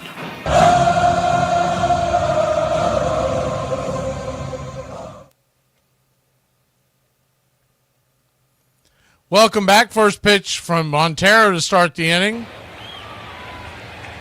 Strike right there versus the right-handed Gurriel. It's 0-1. Righty-righty matchup. The 0-1 swung on, sliced back foul. It's 0-2. Braves trail 5-3. Somehow, in a 5-3 game, fairly high-scoring Major League Baseball game, we're through almost 9 innings in 2 hours. Hopefully the Braves make it a little more difficult to get through the bottom of the 9th. The 0-2. Montero comes set. Turns and kicks. Pops it back foul. We'll do it again. Same 2 teams tomorrow night. It's Chris Sale night tomorrow night. And Grant Holmes on Thursday afternoon. There is a chance of rain tomorrow, but it's supposed to be done by the time first pitch arrives. The 0-2 outside wide, 1-2. Gurriel 1 for 3 with a single in the 6th. 1-2 count. Inside. You go around. They're going to say he did. Strike 3. Not sure about that one. Have to look at the replay real quick. Maybe. It was a weird swing because the ball almost hit his kneecaps and he offered at it. Oh, yeah, he went around. I don't see a guy about getting kneecapped and still swing at the ball. He decided to swing at that thing when he was getting on the plane yesterday. First pitch on the way to Pavin Smith is right there off the edge. It's 1-0. Righty-lefty matchup. The 1-0. Brings it. 2-0. 2-0 count. Thank for all y'all who have subscribed. We're getting really close to that 40,000 mark. The 2-0 right there on the edge, 2-1. Creeping up near 39. Hope to have it. It's going to be close, but we hope to have 40 by the end of the month next month. The 2-1. Swing and a miss. Splitter, 2-2.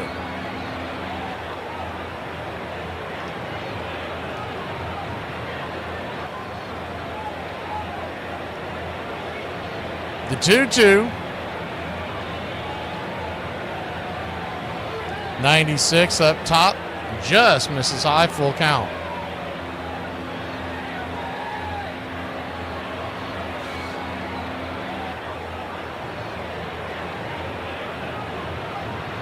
The payoff pitch. Swing. Slaps it down the left field line. Drifting back at the warning track for a long out number 2.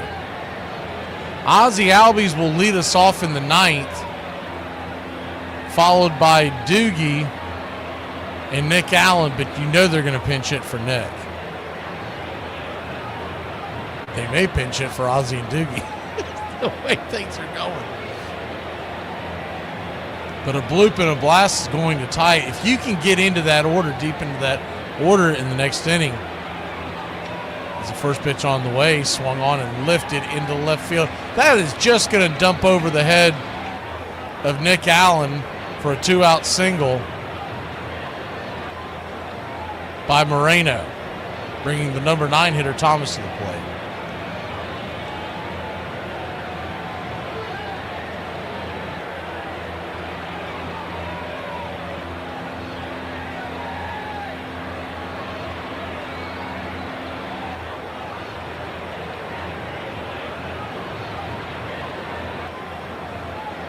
Alec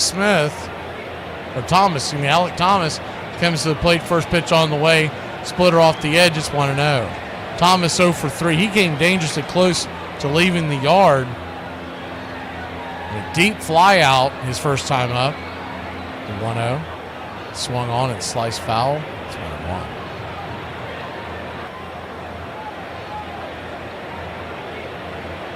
But if you play it forward in the 9th inning, if 2 guys get on, Acuna would reach the plate. 1-1 count. Swing, rips it into center, and that's down for a base hit. Corbin Carroll's going to come up.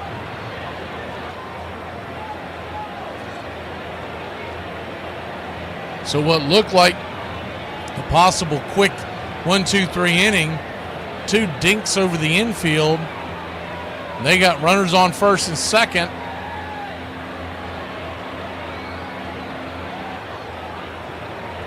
The top of the order coming to the plate with 2 outs.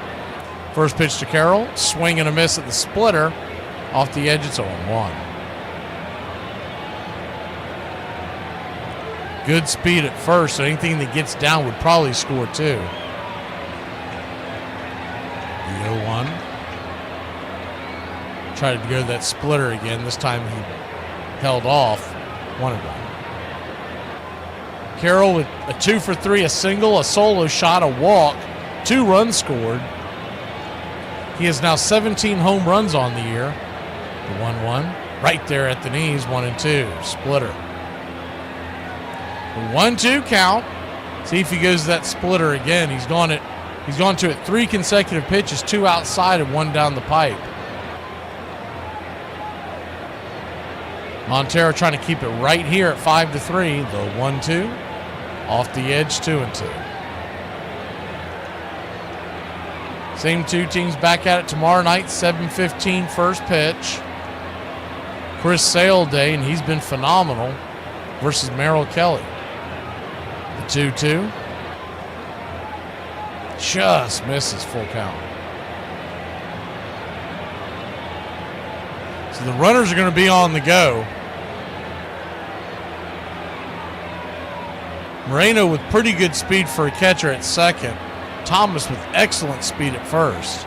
The payoff pitch.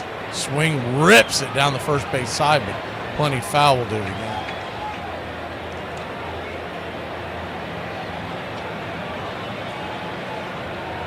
Looks like Carroll might have broken his bat. Gets a new bat, sawing it down.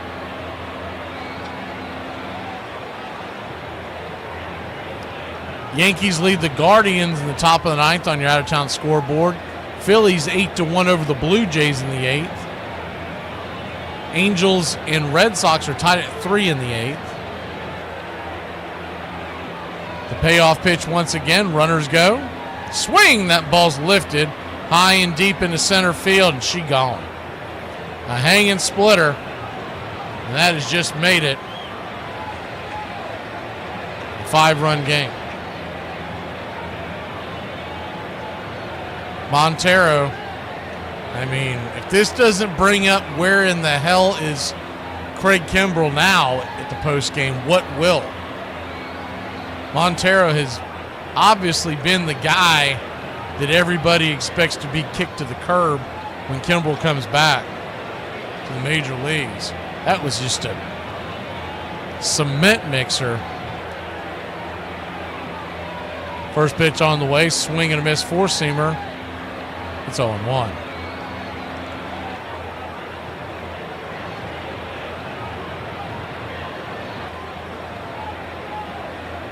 The 0-1. Outside wide, 1-1. Strangely enough, his Achilles heel didn't get him tonight. Normally, Montero's biggest problem has been walking a batter an inning. He hasn't walked anyone tonight. But a blooper and a line drive single set up a 3-run home run for that cement mixing splitter. I mean, it's got to be time to go get Kimbrell. My God, you're going to wait till we're 50 games out of first place? Splitter's outside wide, 3-1. 3-1 count.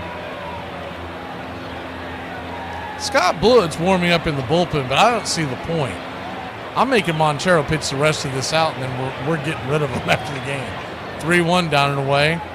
They're going to call that a strike. It was not a strike. That hasn't stopped Ben May behind the plate all night long.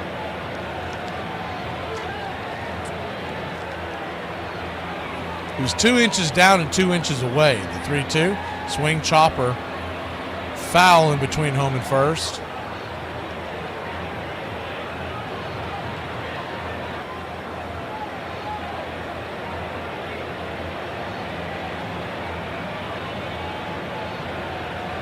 Braves trail by 5. The one glimmer of hope is that Arizona's bullpen has been dreadful. The payoff pitch, swing, pops it up, down the line, giving chase is Verdugo. He's going to run out of room as that ball's going to bounce off the screen heading towards the stands.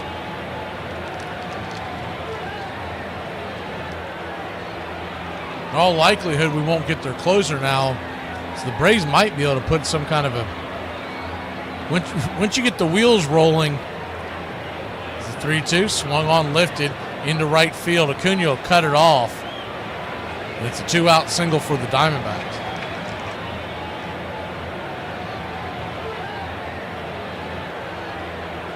Snicker's going to come get him. I'm telling you, if I'm Snicker, I leave him out there. I'm like, the dude's never pitching for me again. Why do I care?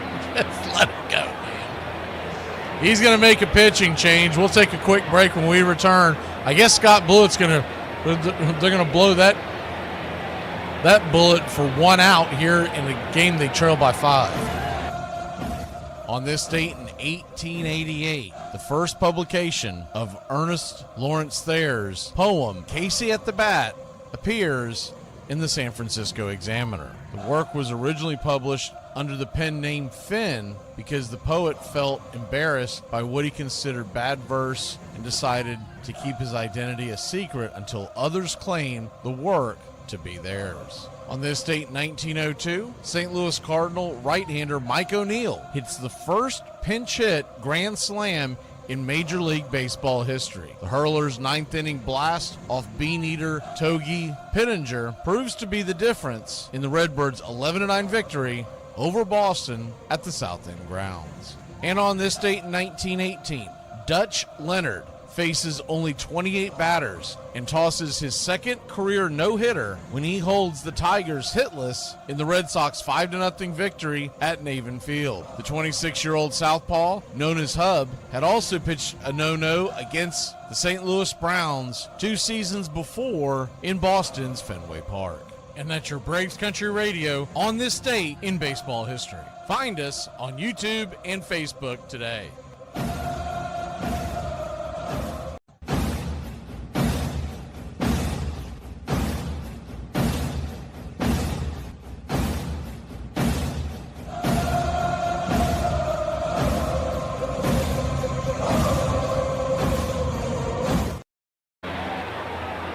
Welcome back.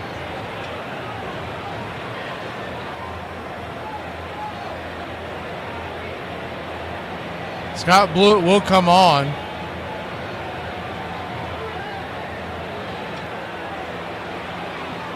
This Perdomo, the number 3 hitter, stands in. First pitch on the way.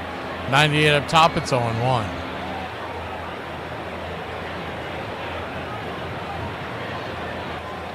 Righty-lefty matchup, the 0-1. Swing, chops it over towards Olsen, and that'll end the inning.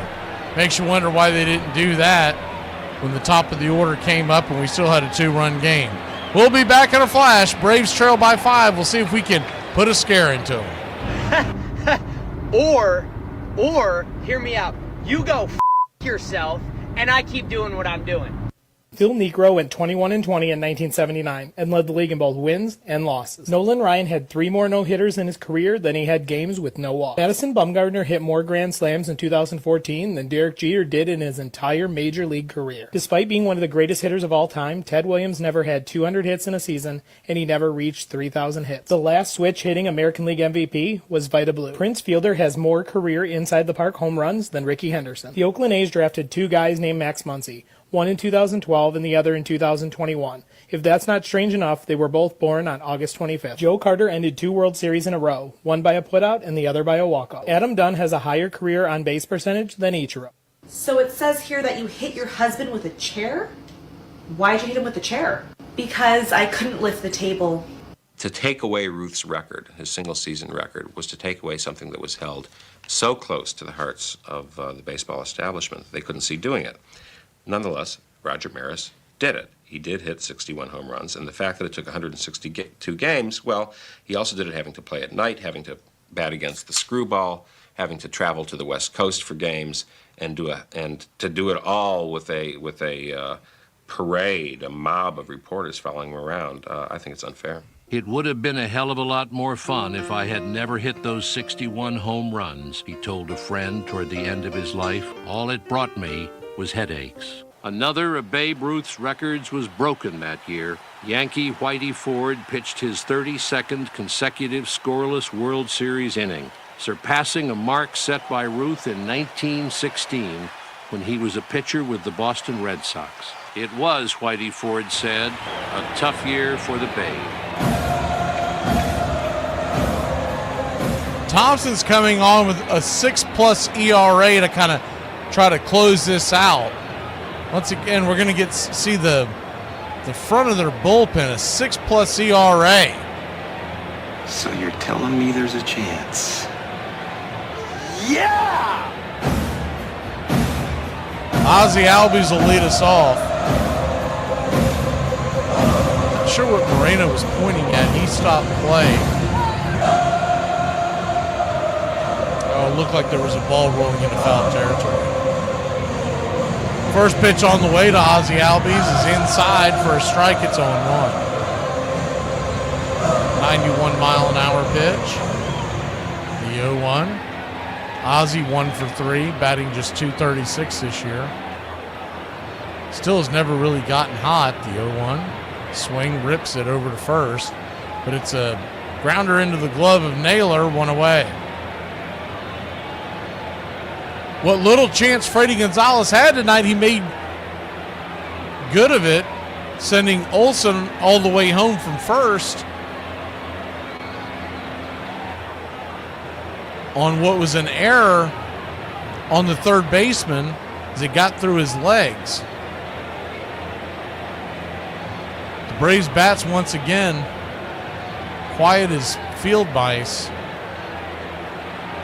We're here in the 9th inning with just 6 hits. First pitch on the way to Doogie is doinked out in front of the plate. I mean, that was not good. 2-3 put out. Quickly 2 down. So just like that, Smurf's coming up for the final chance here. He's going to be hitting for Nick Allen. If he can get on, we'll just need back-to-back jacks to tie this one up. Smurf, 9 home runs, a .223 average. This is kind of fitting. Thompson's only thrown 3 pitches. He's got 2 outs in this Braves lineup. 9 in and 9 out. This has been what has snake bitten this team. All puns intended. First pitch on the way is a sinker down and in. It's 1-0. Murphy most likely will get the start tomorrow. The 1-0. Swing, broken bat. Rolls it over to third, and that's fitting. That'll end the game. 5-3 put out. And the Braves, when it's all said and done, the bats didn't show up, and Spencer Strider definitely didn't show up. They may have to start looking at Spencer Strider Day as a day where they're going to have to be extremely aggressive with that bullpen. I'll be interested to see if Montero makes it till tomorrow. Do they send him down? Is it finally Craig Kimbrell time? Something's got to give. You can't keep rolling these guys out there. Braves lose a tough one, 8-3. We'll be back tomorrow night. First pitch, 7:15. It's Chris Sale Day, so you know we got a chance. We'll see if we can even this series up and maybe get the series win on Thursday, which is a favorable matchup as well. Y'all have a great one, Braves country.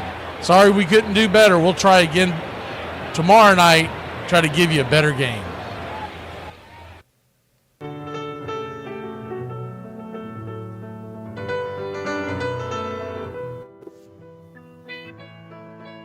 Casey at the Bat by Ernest Lawrence Thayer.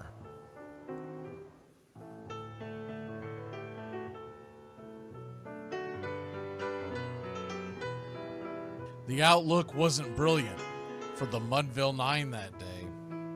The score stood 4-2, but with 1 inning more to play.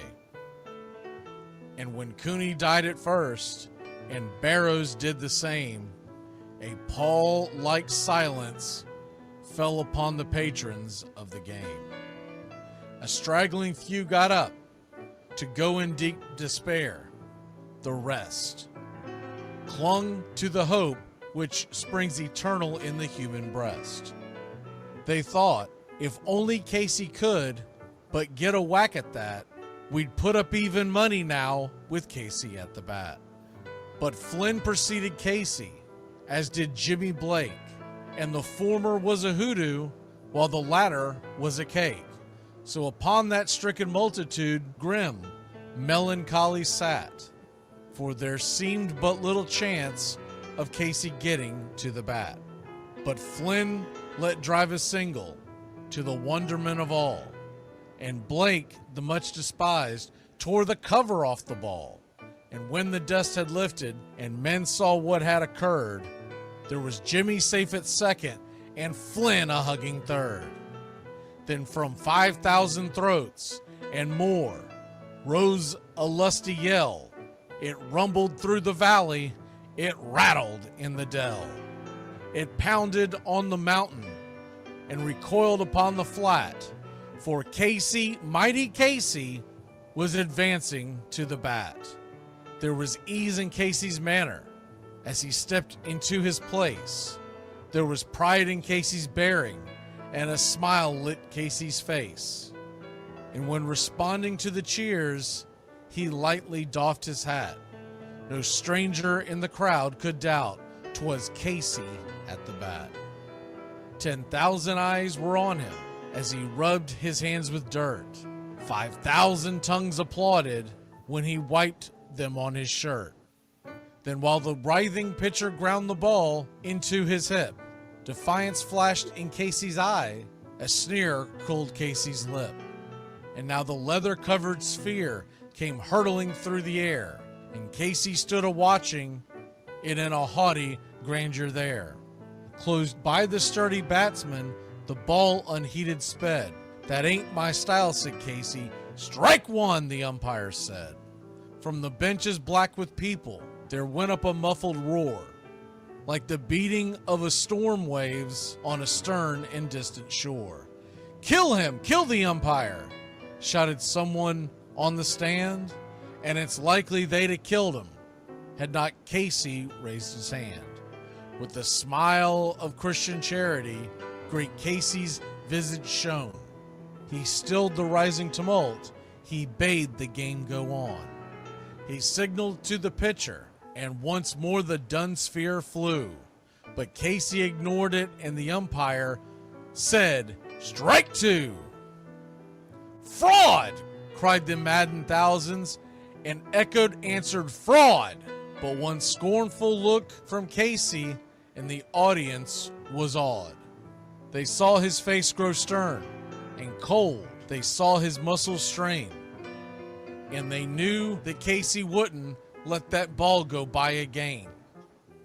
The sneer is from Casey's lip. His teeth are clenched in hate. He pounds with cruel violence his bat upon the plate. And now the pitcher holds the ball. And now he lets it go. And now the air is shattered by the force of Casey's blow. Oh, somewhere in the favored land, the sun is shining bright. The band is playing somewhere, and somewhere hearts are light.